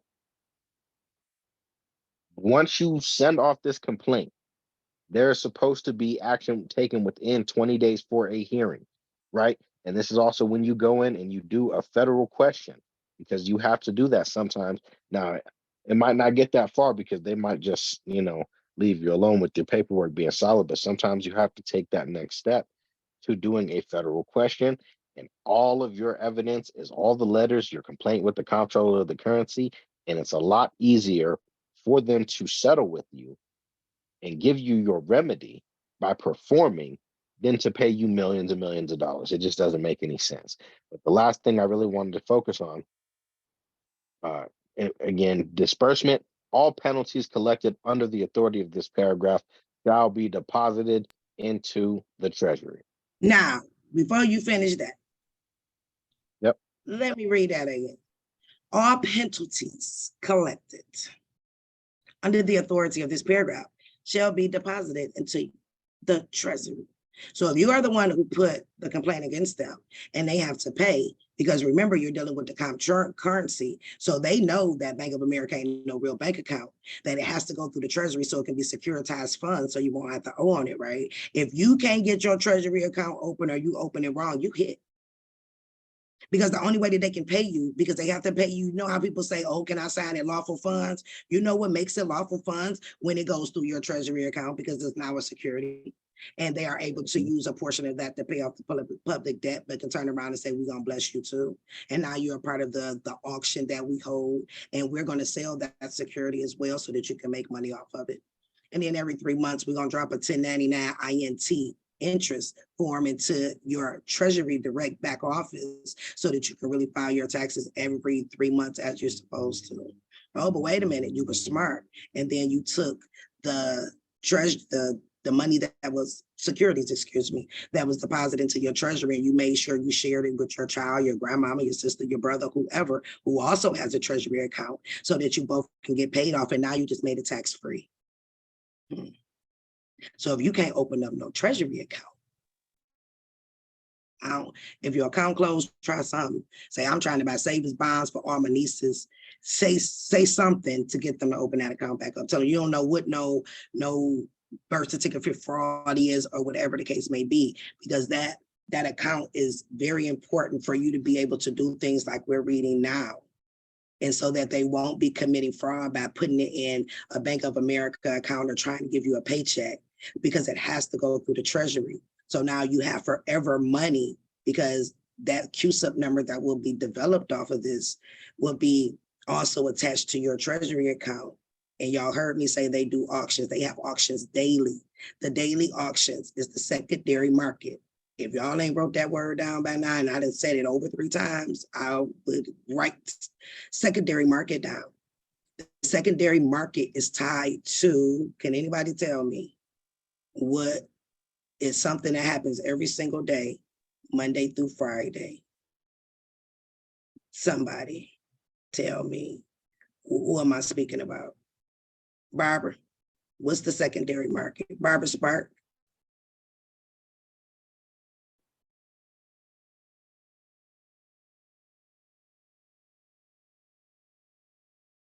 Hi, Tamika. Hi. Yes, Hi. ma'am. How are you? Good. I'm very new at this too. My son kind of got me involved, so kudos for him. And we listen to a lot of people too, David Straight and all those good people, King, and a lot of different people. It's a lot of information. Very confusing sometimes. I think I have 3 notebooks at this point. Beautiful. But I'm going backwards for a minute, and I'm asking you about the trustee and the indenture trustee, because at one point you say you can't talk to the bank, but when I started reading the 8Ks and the 10Ks and the Qs and just looking deeper into who's signing these, especially for the security exchange, I'm finding that it's the CEOs and CFOs that are signing it. So do you not send it to the company? You know, I get confused as, you know, like, let's take Discover, for example, US National Bank, right? Well, Black is the one that runs that. But then again, is he the indenture trustee and the trustee? Or does that go back to the Discover, to the, you know, I get confused on who really is. Who really is the trustee. So Yeah. The thing is that the CEO or whoever the head person is always going to have their signature on the trust form.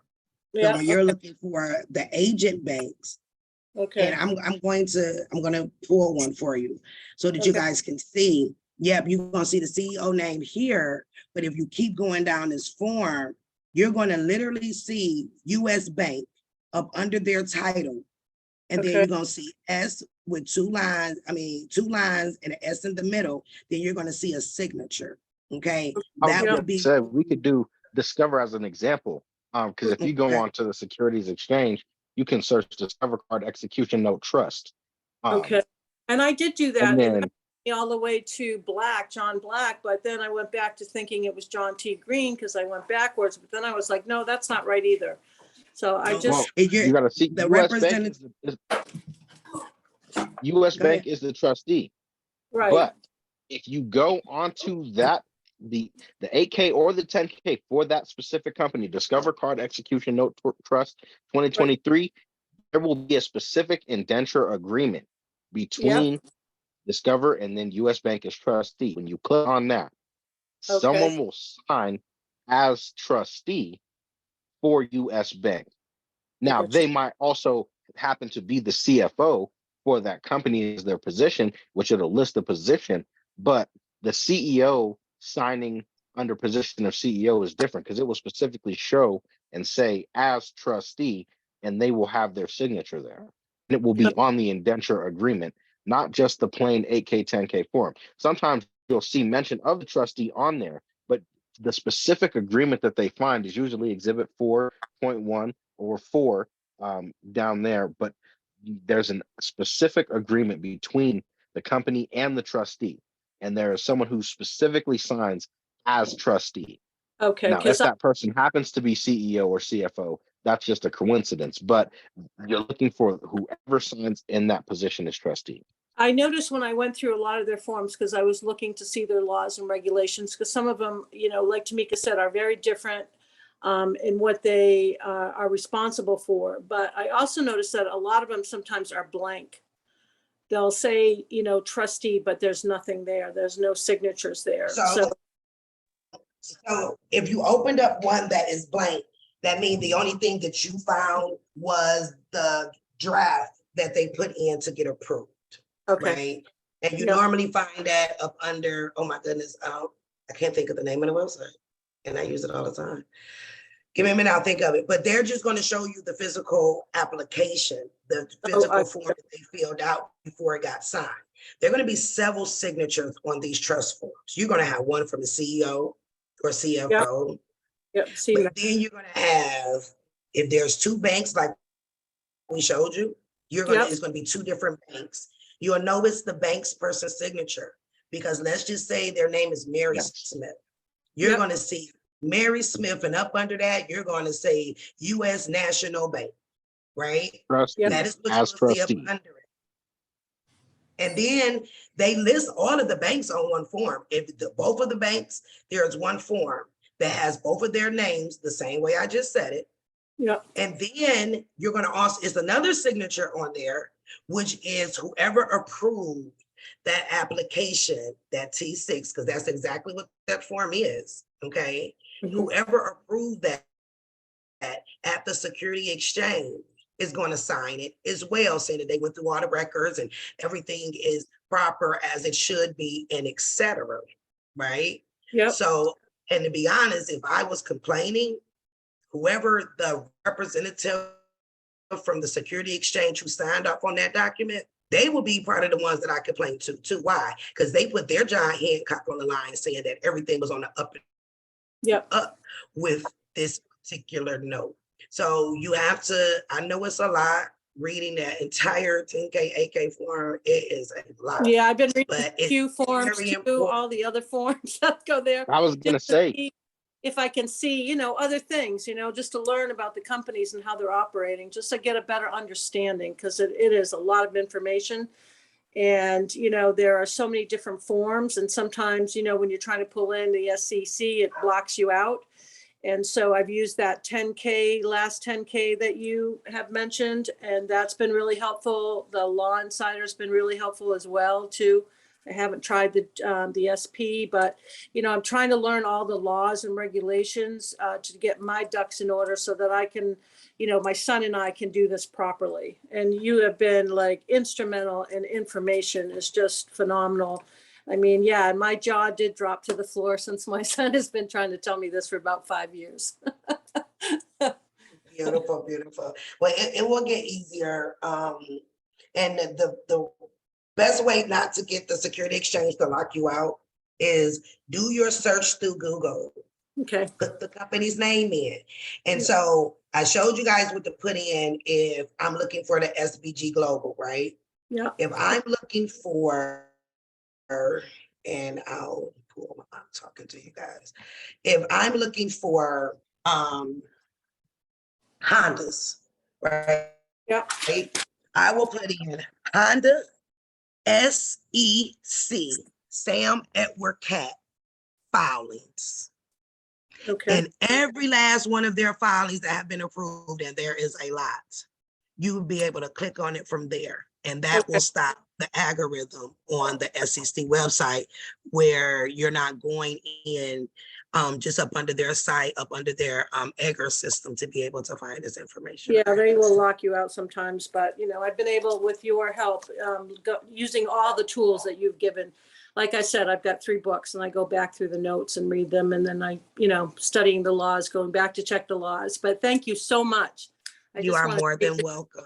Thank you, thank you, thank you. You are You're just more than welcome. both you and Caleb, just a wealth of information. So we're so glad to be able to sit through the meeting. Beautiful. I'm happy that we are able to assist you. Okay, guys, secondary market. And I want y'all to have this looked up for the next class. Okay. This is a part class. Yes, this is going to be a 2-part. Sorry. And depending on how people grasp it, it may be a 3-part class because I'm not going to just stuff y'all full of information. And then I know people lose their attention span after about 30 minutes anyway. So it's a lot, and I know it is a lot. Okay. But the secondary market, guys, is the stock exchange. It is down there in New York. They bell ring every day at 9:05. That is the secondary stock exchange. So when I show you how to properly invest into that system while still trying to recoup your credits from companies, there's more way to skin a cat. There's more than one way to enter into the game, basically, because we're playing a game, right? And we're going to show you your role. Just $100 a day puts you into the auction. So when that bell rang at 9:05, you're there. If you know anything about hedge funds, that's all a hedge fund is. It's a group of them that go and buy stuff, they make money and give it back to you. But they're doing it on the secondary market, which is the stock exchange. Okay. Do y'all think about that? Because the secondary market too, as I stated before, is where and who the system that they're using to constantly keep transferring your securities. Private people can do that. Professional people can do that. Institutional agents can do that. Brokers can do that. More importantly, you can do that. The goal is not to just get free, but to gather our generational wealth. I have the next generation in my kitchen right now, and I am determined to make sure that they don't have to go through what we have had to go through. And everybody that's on this call is for the same thing. Okay, so yeah, we're gonna get our credits and things back from these companies, but while we're in the process of that, we need to know how to properly use this TDA system, which ultimately we the biggest pawn piece, because every security that they are selling at 9:05, y'all should all set your phone for 9:05 a.m. Eastern Standard Time, right? Just so, and when you do that and your ringer go off, it should make you go read something. Because guess what? That's your mortgage, that's your car note, that's your light bill, that's your gas bill, that's your birth certificate, that's your applications you didn't put in, that's everything that they are rushing and throwing them papers up. You understand what the stock exchange look like, right? What it looks like. And that would make me say, you know what? Let me go read something right now. Let me give me a little bit more foundation. I've been to the stock exchange. I don't think you can go there anymore. No, you cannot. Yeah, Not but I public, you can't. did years ago. Yeah, it's crazy. You know why they, you know why they don't let you go any longer? Because they switched the system over in 2001 for everything to be done online. Like now, if you wanted to buy your child a savings bonds right now, you have to have a Treasury Direct account open, click on savings bonds and the denomination. You will never get the little one in the mail. You know how our grandparents, you will never get another one of them.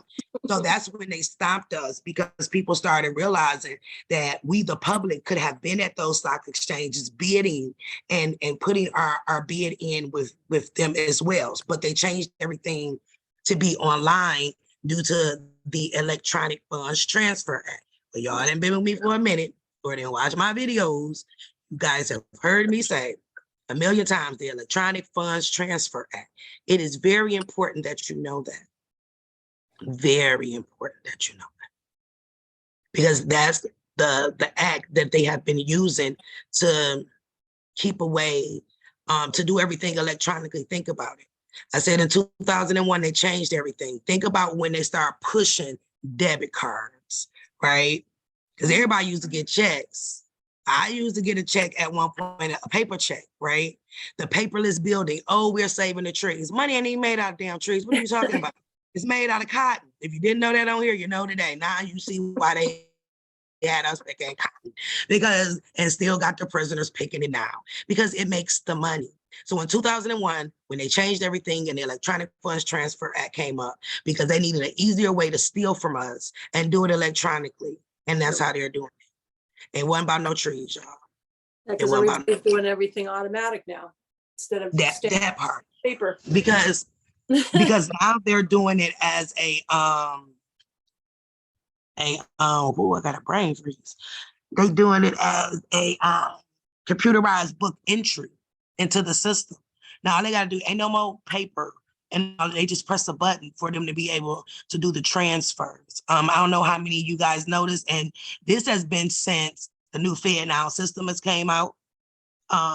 They Between the ask you, hours of like 12 and 1.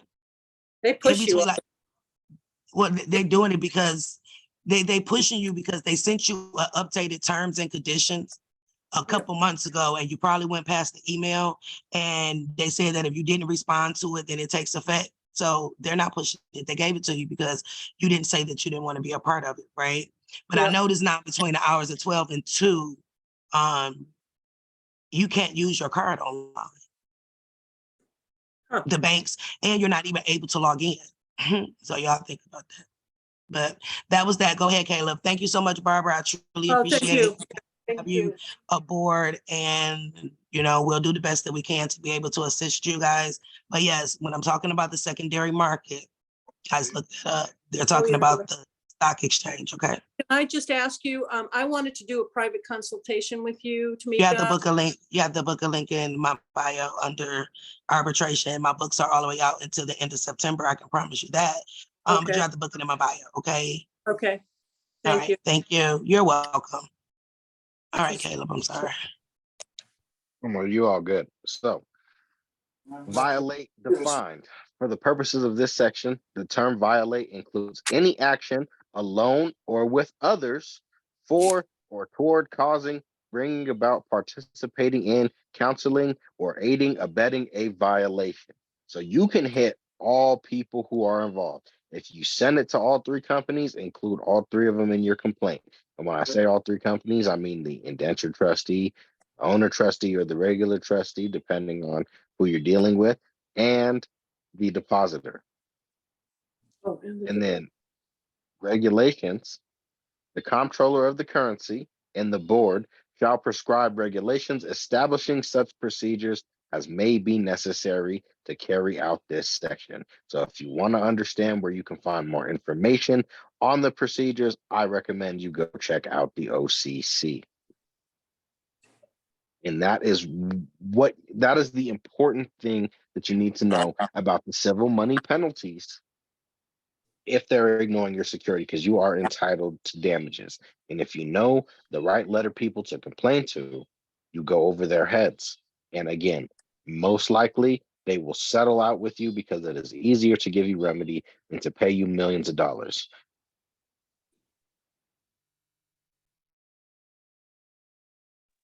And if you don't know how to file a federal suit or fill out a federal civil cover sheet, I recommend that you learn how to do that.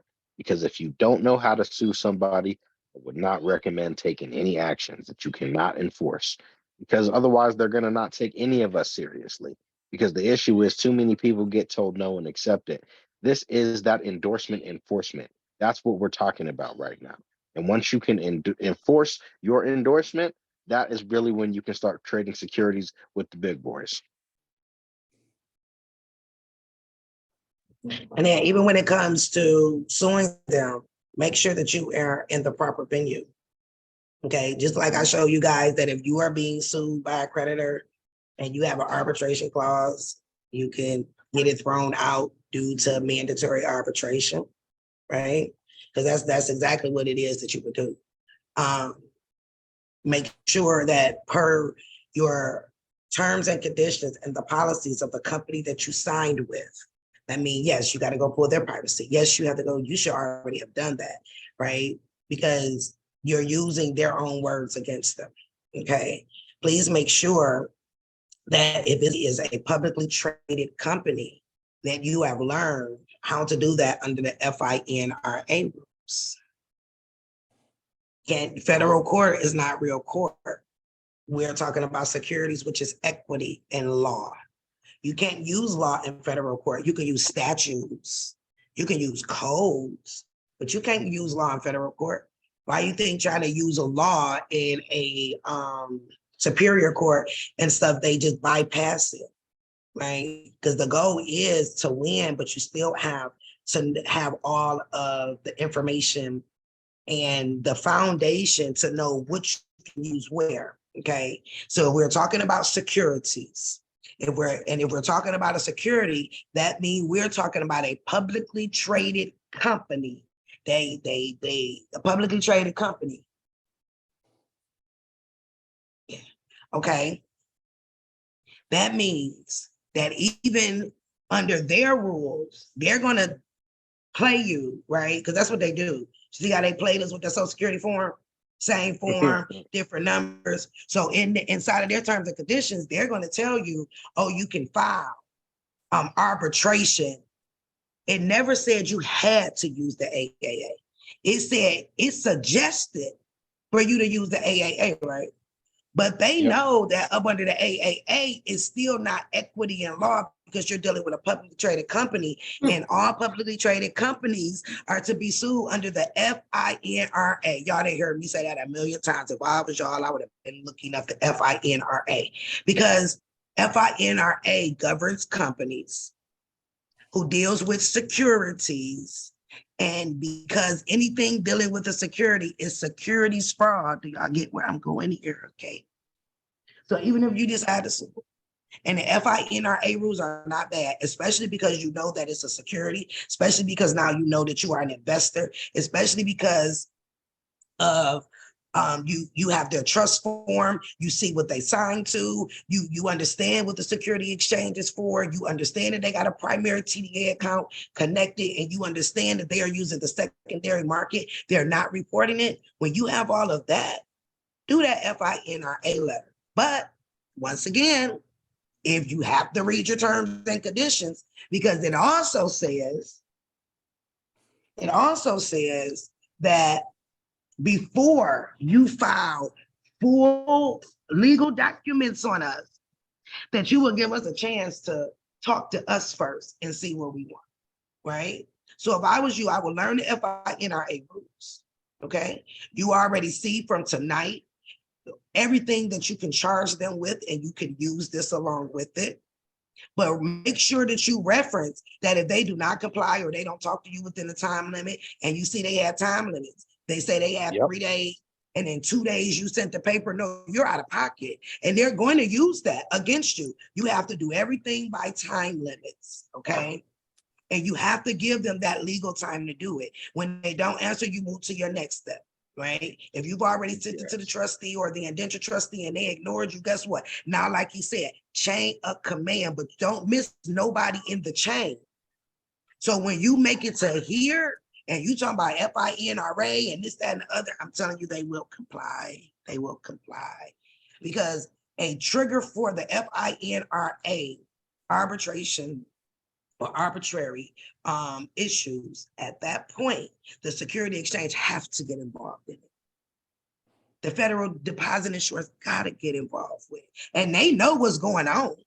They know that they stealing the mess out of us, but as long as they want of us telling them the proper manner in writing using their terms, because only corporations know what corporations mean. Like you said, in the Trust Act, it gave y'all the definitions. If you go read your terms and the conditions, or you read the back of your bills, it gives you the definition of what account means. It don't matter what Webster say account means. It don't matter what Black law say account means. It matters, oh, okay, I got this discover paper, and on the 4K page in the back, it said definition. And it said account means to deposit. Well, what the hell is they depositing? Right? It's to deposit based off of their own definitions. And that's how you go after them. Who are what they supposed to do out of them papers? Hit them with a if your contract says that. All of them do not. Some of you can take them straight and go sue them. Other ones, most of them says that before you file anything, we need you to send us a letter and see if we can handle it. If you haven't did that and went straight to suing, let me tell you what they're gonna do. They're gonna say, well, Ms. Smith signed that before they brought this hearing into this judicial building, that they will let us know first. And we have nothing on file to say nothing. And guess what? If you ain't got no registered mail receipt to say, but on January the 14th, registered number ABC 123, this is what I did, and I got it notarized. Don't play with me. Then you got something to play with. And unfortunately, you have to. So that's why I beat foundation on y'all. That's why I beat. We are. Go ahead. I was gonna say that proper venue comes with foundation. And what else was I about to say? Oh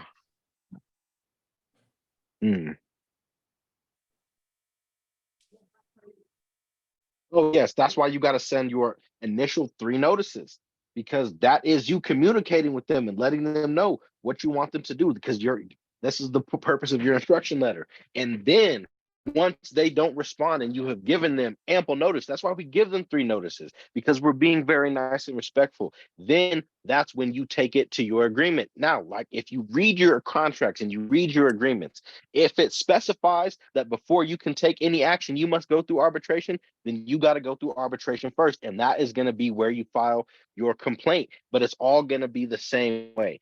You use the same things as proof, the same things that you're going to be doing, but being in the proper venue is also going to be imperative, because if you're not in the proper venue, they're going to ignore that too. So I'm glad that she did cover that. Yes. So It's called order. what was that? Okay. So yes, y'all please go back and read this. And if y'all look at now, what we're giving you is on the federal website. Do you understand that Section 29 of the Federal Reserve Act has been codified? This is a CFR, okay? Yes. Which means the president wrote this. He signed, well, he ain't write it, but he signed off on it, which actually made it law. Because remember, securities is equity and law, okay? But if any one of y'all went and looked at 12 USC 504, it's telling you the same exact thing, but it gave you as a United States code. So that would be, if you took it to federal court, that would be the code that you could use. But why? Because it's still not the right jurisdiction. If y'all go look this up right here, it's going to tell you the same exact thing that's here. As well as 12 CFR 215.11. There you go.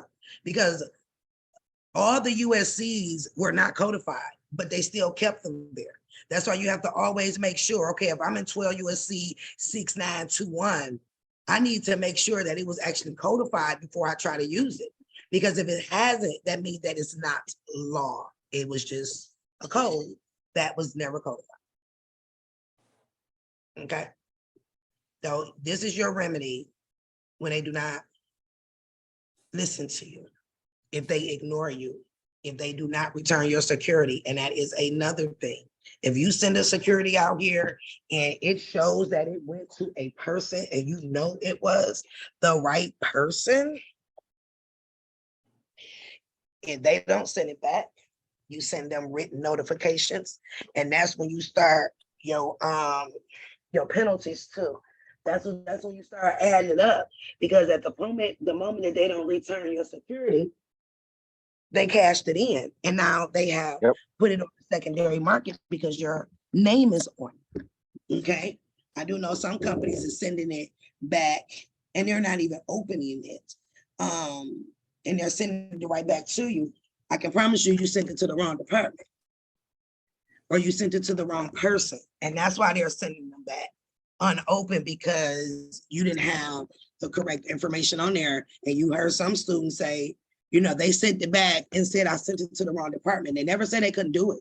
They just said that you sent it to the wrong department. So you guys have to be very careful when you're sending things. But this is, if I was you guys, I would go back through here and understand what your remedy can be based off of the law. You can't tell them, oh, you violated me, now give me $100 million. It don't work that way. But if your askings are in the constraint of the law based off of this, using them against them, then you use that. And this is called an assessment of the fees. You're assessing the fees that they owe you in accordance with this section of the Federal Reserve Act. An assessment. So you can let them know in your instruction letter If they fail to respond, they will be assessed according to the civil money penalties listed in Section 29 of the Federal Reserve Act. If you understand what I'm trying to say here. So that's your remedy when it comes to that. So for the next week, if it's not a receipt to show you guys that we're still winning, okay? Because one family member win, we all win.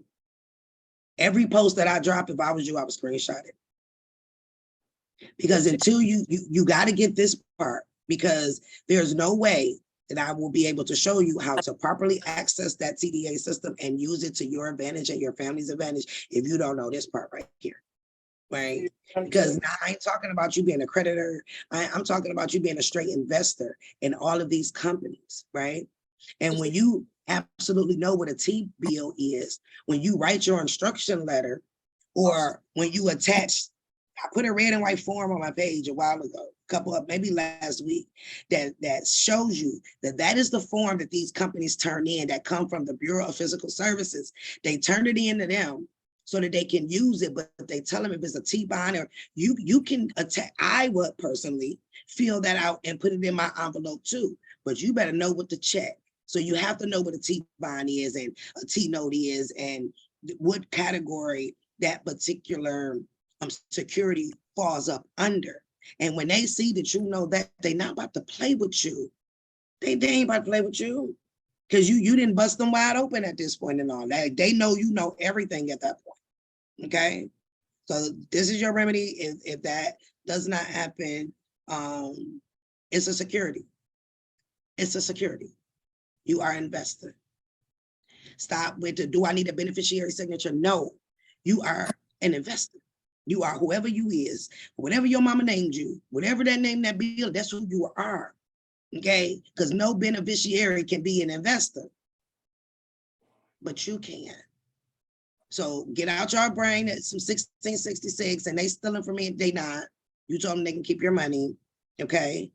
And then now you can't even go tell them how to give it back because you don't know their rules. Please go look up the FINRA rules. It's really not that long. It's really not. Okay, they get $100 off of, yeah, they get, I think it's $100 off of every 1,000. They get 10%. So if your bill is $1,000, because when you buy in the market and it has not matured, you get it at a discounted rate, which is 10% of every $1,000. That probably just went over every last one of y'all here, but that is at par, PAR.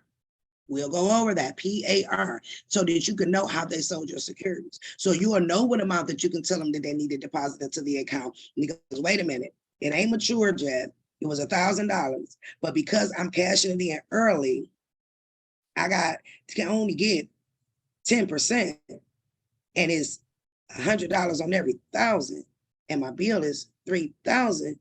You will know in your letter to tell them that they need to transfer the $300 due to the fact that it was at par value at a discounted value, due to the fact that it's a T-note.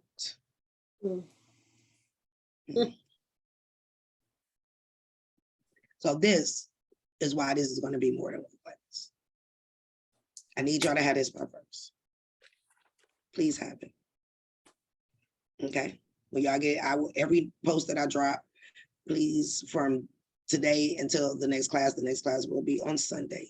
You don't have to you'll get an email because I'm just going to do a recurring of this class, which means you're going to get an email.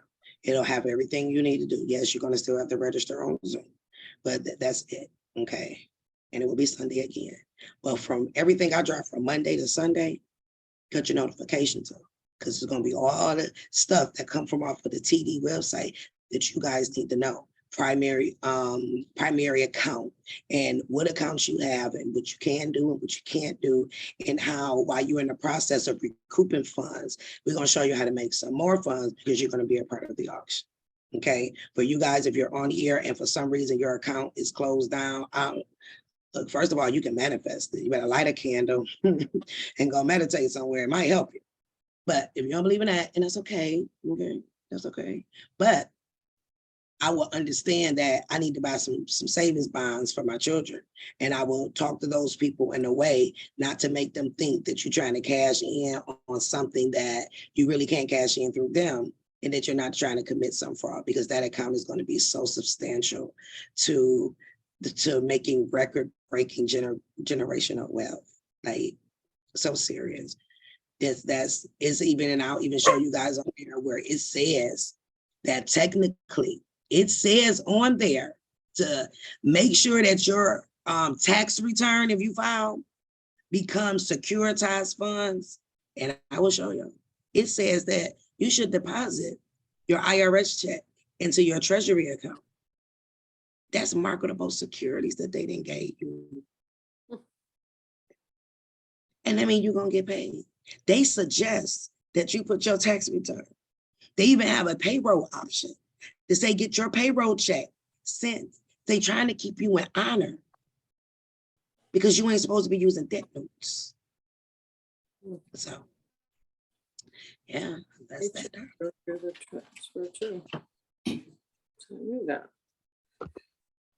Y'all got it? So that's that. I'll take 3 questions only because I got 3 hands that's literally sitting in my face. So if you looked up and is you one of these people at the bottom of my screen right now, you good to go. It would have been 4 if Christina didn't have her hand. Alex, she threw it over. I know that's right, girl. Go ahead. Hey, Christina Ellis. The 4 people that's in front of me, I'm just gonna answer their question. Thank you. I appreciate you. You're welcome. I had a couple of questions, but let's stick with one. In regards to the TDA account, I do not have one right now, but I do have a brokerage account with Schwab, TD not Waterhouse, Ameritrade switched over to Schwab. So now I'm with them. Could I take that and have it, one, as far as opening up a TDA account, are there stipulations to being able to do that? No, there's not any stipulations to be able to do that. And you will open it up as a regular account. I understand that. Okay. Yeah. Hello, Barbara. Can you hit mute for me, please, darling? Oh. Thank you. It's okay. Would I be able to, in doing that, does that have an, as far as my non-citizenship, I did the I-94, and now I'm just waiting for information from the FS 181 to do Okay. the social security. Now, setting that up, should I wait to open up the account or get started first thing on Monday to open up a TDA account? You know what? You can go ahead and open it up. And this is the suggestion I want to give to everybody when it's time to open your account. Okay. Connect, if you have a Charles Schwab or Fidelity, any brokerage account, connect the brokerage account. The likelihood of you getting flagged will be low because what a brokerage account is for what? Investing. The TDA account is for what? Investing. Don't put in Wells Fargo on them. Open up a Fidelity account, y'all. Y'all can do it online. It's very simple. Okay, it's just like open up a regular bank account or open up a TDA, I mean, not a TDA account, a Fidelity, Charles Schwab, Edward Jones. And when you go to open up your TDA account, you're going to link that account. If you're dealing with securities, and that's both banks that's dealing with security, the likelihood of them thinking that you're trying to do anything else outside of investing is low. And I would even, when I open up this TDA account, if it's $10 you got, whatever you transfer it right then and let it sit on your account. Okay? Because they didn't put some stuff in the system where they are flagging a lot of people. When you go to open up your TDA account, make sure that none of your credit reports are locked. If they are locked, unlock them long enough to get that system open.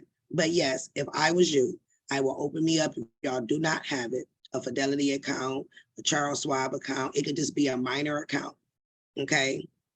Open up one of those. All right. and then go Why from would- there, okay?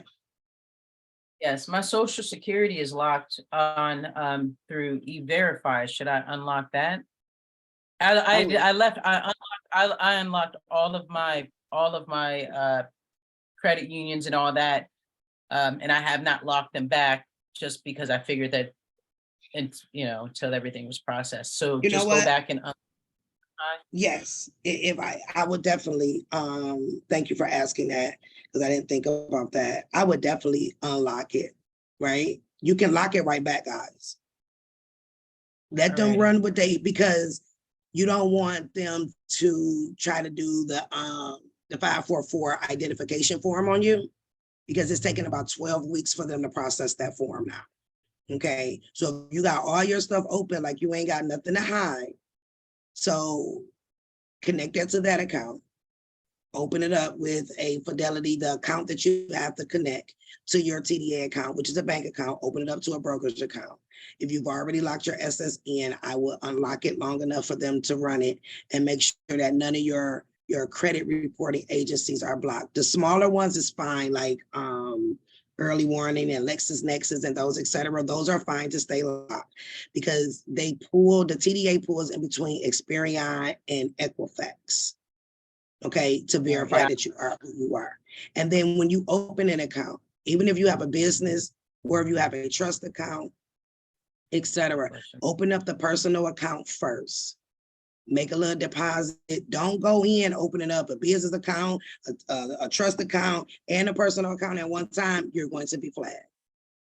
Okay. Okay. You're going to be flagged, and I will show you guys on the next class how you are able to take a portion of your paycheck and actually run it through. Have your employer deposited within your TDA. Is like special amounts that you get if it is an employer check. So now you have turned your funds into a marketable security because you put it on that account, and you stop committing fraud because now you have securitized those funds, right? We're only enemies of the state is because we're spending money we're not supposed to spend, okay? We're not securitizing it. But if you securitize your fund, now you 905, you can let the ringer go off and you actually happy. You like something of mine is trading. And tonight, when I check my account, I'm going to notice that there is extras in there now because I securitize my funds and you stop being an enemy of the state. Okay. All right, so focus on me, worry about my entity, because I am a business owner, and just take care of that. And then eventually you'll show me, because I am a W-4, W-2, I pay myself through my company. So you'll show me that. That's on another date, but just focus on me as an individual, yes, not as a business owner. Do an individual now. And before I've told people, when we first started doing the TDA accounts, to open up one for each entity, because the TDA is on high alert because of so many people are now coming to their website. There is a guy that just inboxed me yesterday. He said he's had his TDA account since 2016. He never touched it. And he went into that system and opened up one for his trust, opened up one for his business. Now they just sent him a letter saying you can't never get one again. He didn't never, and I say, have you ever sent the Treasury something?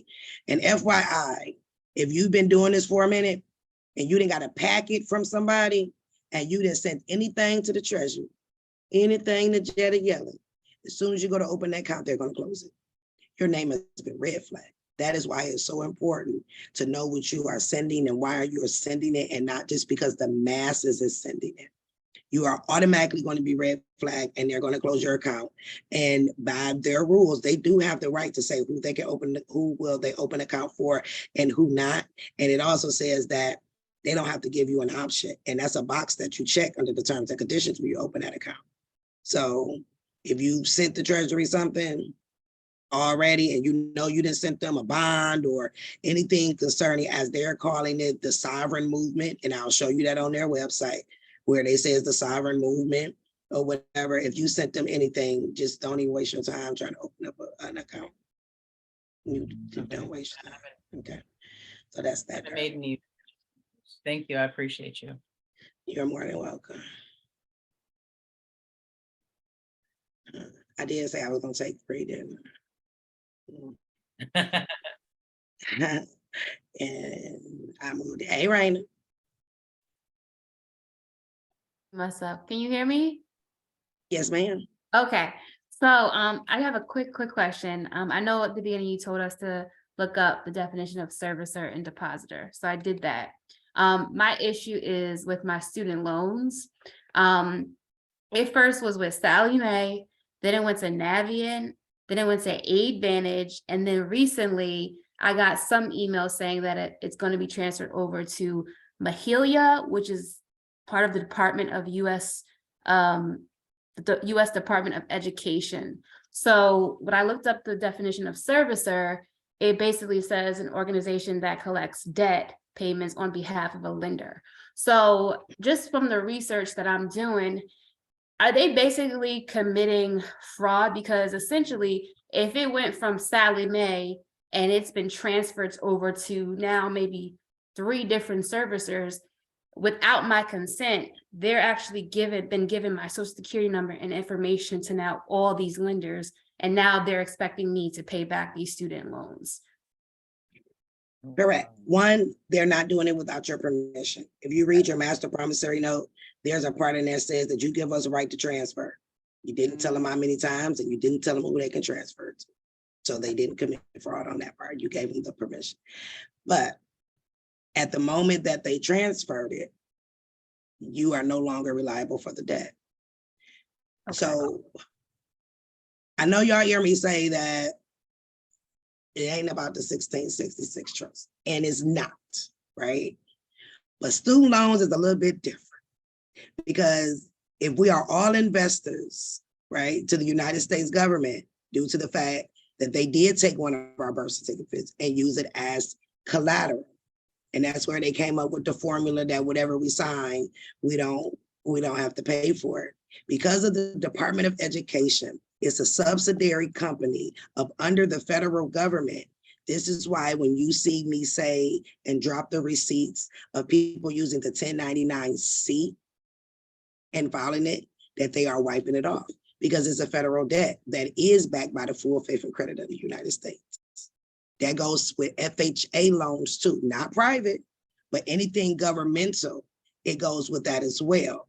So when it comes to you guys' student loans, especially if they're over 3 years, anything that goes to a servicer, just file a 1099-C for it. Okay, I was gonna ask you, because I did go on the AK and 10K forms for all of these, and I did send it to the CFO, to the indentured trustee, and I haven't received a response. So I just thought my next bet is to just send in that 1099-C. I just don't know which company to send it to or put as the lender, since it's been transferred so many times, but I'm guessing just send in a 1099-C for each one of these lenders. Now you can, I will send it because the original owner is the one that sold it. So I will send it to the original holder of it, because all they did was transfer the servicing rights. You just told me the definition of it, right? Yes. They are to collect debt for the original lender, right? So the original lender is NailNet. All the servicer is doing is having the ability to harass you and call you and say you owe, send it to the original NailNet. So if it's NailNet, send it to them. And I know you guys say you can never find the Department of Education. You're never going to find the Department of Education. All of these companies, NailNet, Navient, Sallie Mae, they all work as independent contractors under the main corporation, which is the Department of Education. The Department of Education cannot be considered a security transfer agent, right? Their organization. So what they did was, just like the rest of the companies, they have servicers that who are security transfer agents for them to securitize the note. Okay, so send it to NailNet or whoever the original servicer was and do it as a 1099-C. And do I need to attach a letter to when I send in the 1099-C, or just send in the form? No. So when you do the 1099s, and that is, I have some descriptions in the discharge that shit to ebook. I did promise y'all an ebook. So the 1099 process is in that book as well. You're gonna do it online on 1099online.com. 1099 online. And it will be transferred over there electronically. 24 to 48 hours later, you will get a notification stating that the IRS has accepted your claim. And once they accept it, they will go through the process.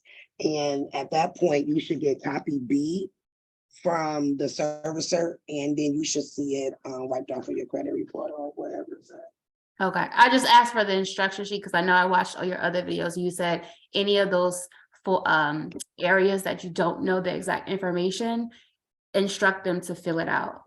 But Correct. See, because you are doing a 1099-C and you're filing electronically in the system, then you don't have to do any of that. Because once you send it over to the IRS and they accept it, the IRS then processes it.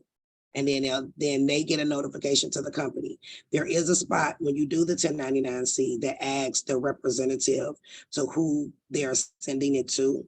Now, at that point, and this point only, when you're doing a 1099, you can put the CFO or the CEO. Technically, I put both. There is an option where you can put more than one person for it to go to. So I make sure that it goes to both. okay. All right. Thank you. You're welcome. All right, one more question.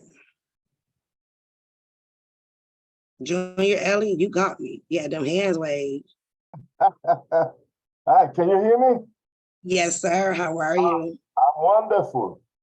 Okay, that's my first time here, but I watched one of your videos to start that SHIT, and I really like a lot of it because I got a lot of things that I did that I'm gonna take a little time to tell you because I may need your help. As I'm talking to you, I have several tax assessment when I do a special FOIA request with the IRS. I got a couple, I got one of them that has an assessment of $18 billion. But there is a reporting of 15 million. But the assessment, I got one for 18 billion, I got one for 12, one for 6, and a lot of, I didn't know, as I'm talking to, I don't know exactly how to take advantage of this. One other thing, I have a state account and I got an SEC and SIC account number. And I got a PINS number also with the DTC. I did a lot of things that I got caught up in a way not knowing how to move forward with all of this. I did have a Treasury Direct account. For some reason, when I checked, maybe after a certain time, because I didn't know exactly how to proceed after that, but it was closed. I didn't have the time as of now to check with the TDA to know exactly, the Treasury Direct to know exactly what did happen. So I don't know if I have to get a consultation with you and things of that nature to solve. There is one thing that you just said, because I got a bond that I deposited with the Treasury. Because this bond, I posted it on the SEC for a value of $100 billion from D. I don't know if you are very advanced on the SEC in terms of, because I got a plan for the for private placement memorandum that I haven't posted yet. So I don't know where I am right now, how you can help me. All righty then. So, but y'all didn't hear what he said. He basically has an account with the Security Exchange and also with the depository department, which is something that all these companies have, and clearly he has a bond, and that's that. So yes, you would, do you follow me on Instagram? I think I did, because that was after I watched the video from the SHIT, I did follow, I think I did follow you on Instagram. Okay, because I'm only on Instagram. If you see somebody on TikTok, that's not me, y'all. I'm not on TikTok. I only use TikTok for music. They in y'all DM talking about 350, 250. It's not Path to Freedom, okay? It's an imposter.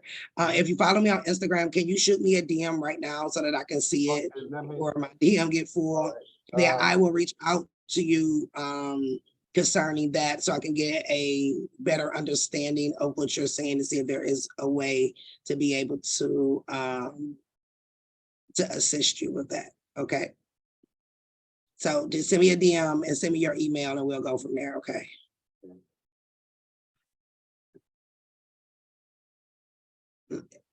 last name Valencia. You know how to get my attention, don't you? You know how to get my Yes, attention. thank you. I was like, yo, I've been waiting for so long. I was like, I'm gonna show her some money, and like, yo, I sort of got.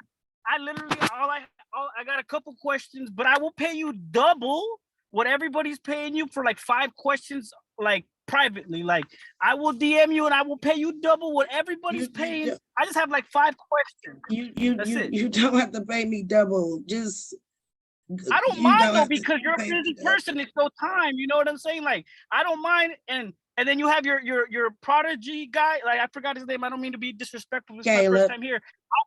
Caleb, I will pay you too. Just like, you know, because I do a lot of research, and before I make any moves, I like to make sure I'm 100. That being said, like, just like, I'm not gonna be bugging y'all or nothing like that, but like, yo, like, say once a week, 5 questions, I will pay you, no problem. Like, I just Do before I me a make any favor.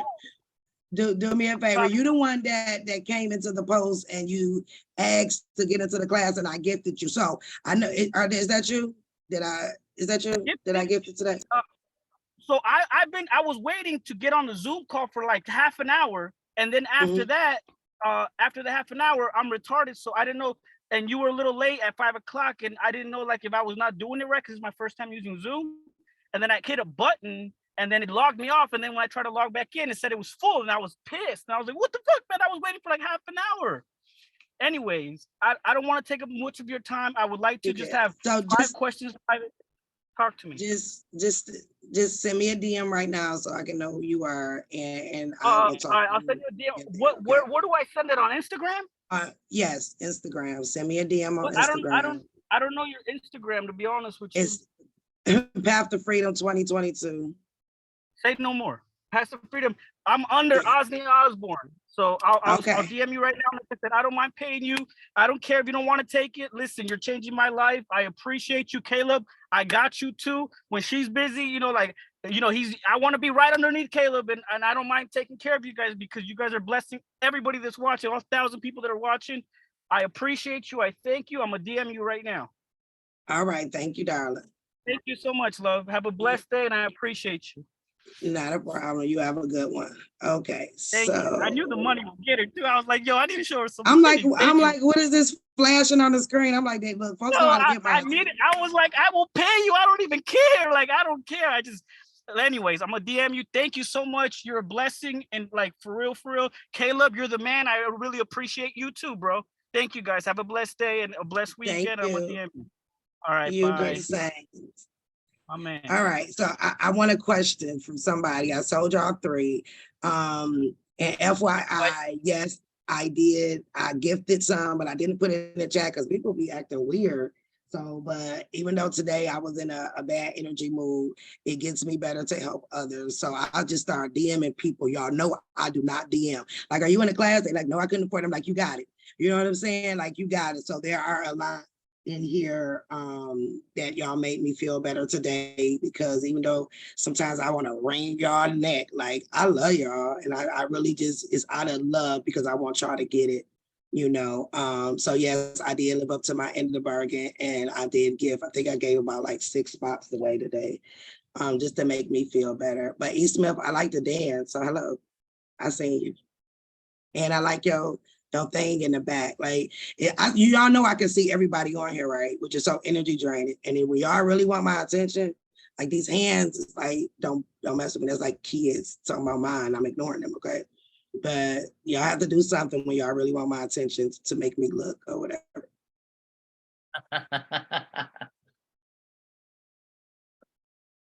Hello. All right, East. What's your question? Okay. You said to send it to both the indentured trustee and the other trustee. If we have, say, a bill, how do we send 2 copies if we only have 1 bill? So you can just make a copy. Due to the fact of the Electronic Funds Transfer Act, they turn all of the paper securities into book entry securities, okay? Y'all look that up too, book entry. Okay, so they're doing everything via the computer now. So you can do it that way. You just make a copy of it and you can send it to them. Okay. So we would basically download the PDF off of their website, print that out? Correct. Okay, That you want to make sure that it's on commercial paper. And the next class on Sunday, you guys will know why I say it has to be on commercial paper, because they have a special system that they use for secondary markets just off of commercial paper. And it's gonna wow y'all when y'all see it, because it talks about anything that is a pay to order, that it is the responsibility of the bank to pay that back and not the person under the secondary market due to commercial paper. Your commercial paper can be any 24 to 30. Try to keep it around like 24, 25, so it won't be too thick. But commercial paper up under the law is anything between 24 and 30 weight. Like you see Jake at the top, he's putting up, that is commercial paper right there. You can get South Wharf, and you can get it from Walmart, Target, you can order it, but that is what commercial paper is. They even have some companies, y'all can Google it because it's been a minute, where you can buy a box of commercial paper. It's like 500. You see, you got a bond over there. Look, they don't know what that is, but that border on that commercial paper, because that's what y'all bonds and stuff when you attempt to make them, and IBOEs is supposed to be on paper like that, but you didn't hear that from me. Yeah, so the paper can be anywhere from 24 to 30. So okay, just print it out. After you stamp it, so you don't have to stamp it more than once. After you stamp it, just make a copy of it and send it to both. okay. Awesome, thank you. And I appreciate everything you do for us. It is more than my pleasure to do so. So guys, we will, like I stated, we will meet again on Sunday. Okay, we will meet again on Sunday. I appreciate you guys showing up tonight. Please go look at what the secondary market is. Please start going to just read around on the TDA website. If you decide that you are going to open up your TDA account, please take the suggestions that it is that we gave you. Make sure you have a brokerage account open. You want to look different than the mass of people that's going through the system right now. And as y'all see, when they change things, and this is why we tell you guys, it's still a never learning process, because even with the level of knowledge that me and Caleb both have, we have to stay abreast for y'all. Because I was in the system a long time ago. They ain't messing with my account. Okay. My kids' account is connected to it. Like, they're not messing with me because I don't look like I'm trying to do nothing. You know what I'm saying? And what the bank does, as far as my securities go, the bankers did it. Tamika didn't. I don't send the treasury nothing, but Wells Fargo do. Charles Schwab do, because I'm going through the proper security agent as I'm supposed to be going to. Okay. So just, if you're going to open the account, make sure all your things are unlocked. Instead of connecting the Bank of America, Wells Fargo, Navy Federal, Bureau, and etc., just go right online and open up a Fidelity account, brokerage account. Is very, very easy. You're going to put it in your regular name. You're going to attach that. You're only going to open up your personal account for now. Okay. There is a demonstration on my page that comes from YouTube, from the Treasury Direct. It walks you through how to open that account. It's like 5 questions, maybe a little more, but it ain't that many. Okay. If your social security number is locked because of this process that we've been doing, go up under that My E-Verify. There's going to be an option that says change personal information. Just uncheck it for 1 minute. At least wait. I will wait 24 hours because we don't know how their system is, to make sure that it updates across the board in all of the systems. Then at that point, I will open up my TDA account. Okay. And then 24 hours after, I will close it. Give the TDA 24 hours to see if they're going to hit you with identity verification. It's not about a rush. It's about making sure that it's done properly the first time. And, you know, I normally start trends, and it's a trend going around now. Open your TDA, open your TDA. But you want to open yours and be able to have it so to be useful for you through the processes that you'll be learning with me and Caleb. And once again, I do appreciate every last one of you guys. The recording will be sent out once it is edited. Yes, you will have access to this recording for 14 days and 14 days only. Okay, I think 14 days is sufficient enough, especially because this is a 2-part class. I'll probably do a raffle or something, a cash raffle or something next week. And I'll be asking questions that are on here. Y'all pour into me, I'll pour back into y'all as well. Okay, I like that. Go on, Victor. Victor got that stamp. Hopefully you guys got your stamp. If you ain't got it, go get it. 328.6. It's on our page. Hey, Jake got that stamp. You see all these stamps going up. Them stamps is the Crystal got 2. Oh, is that 1 or 2? Whatever it is, she got it. You know, make sure y'all have y'all stamps. Antoinette got it. That stamp is you being an investor and you stepping into the game. So once again, I do appreciate every last one of you for joining me and Caleb tonight. Keep a steady eye on my posts throughout the week. We will come on next week as well. I can't tell you what day and what time, but y'all will see me put it up. I will continue to do the Instagram lives where the Q&A where y'all ask us and we ask you. Okay. Appreciate y'all. And I will talk to you guys soon. Y'all have a good one. Have a good night. Good night. Good night.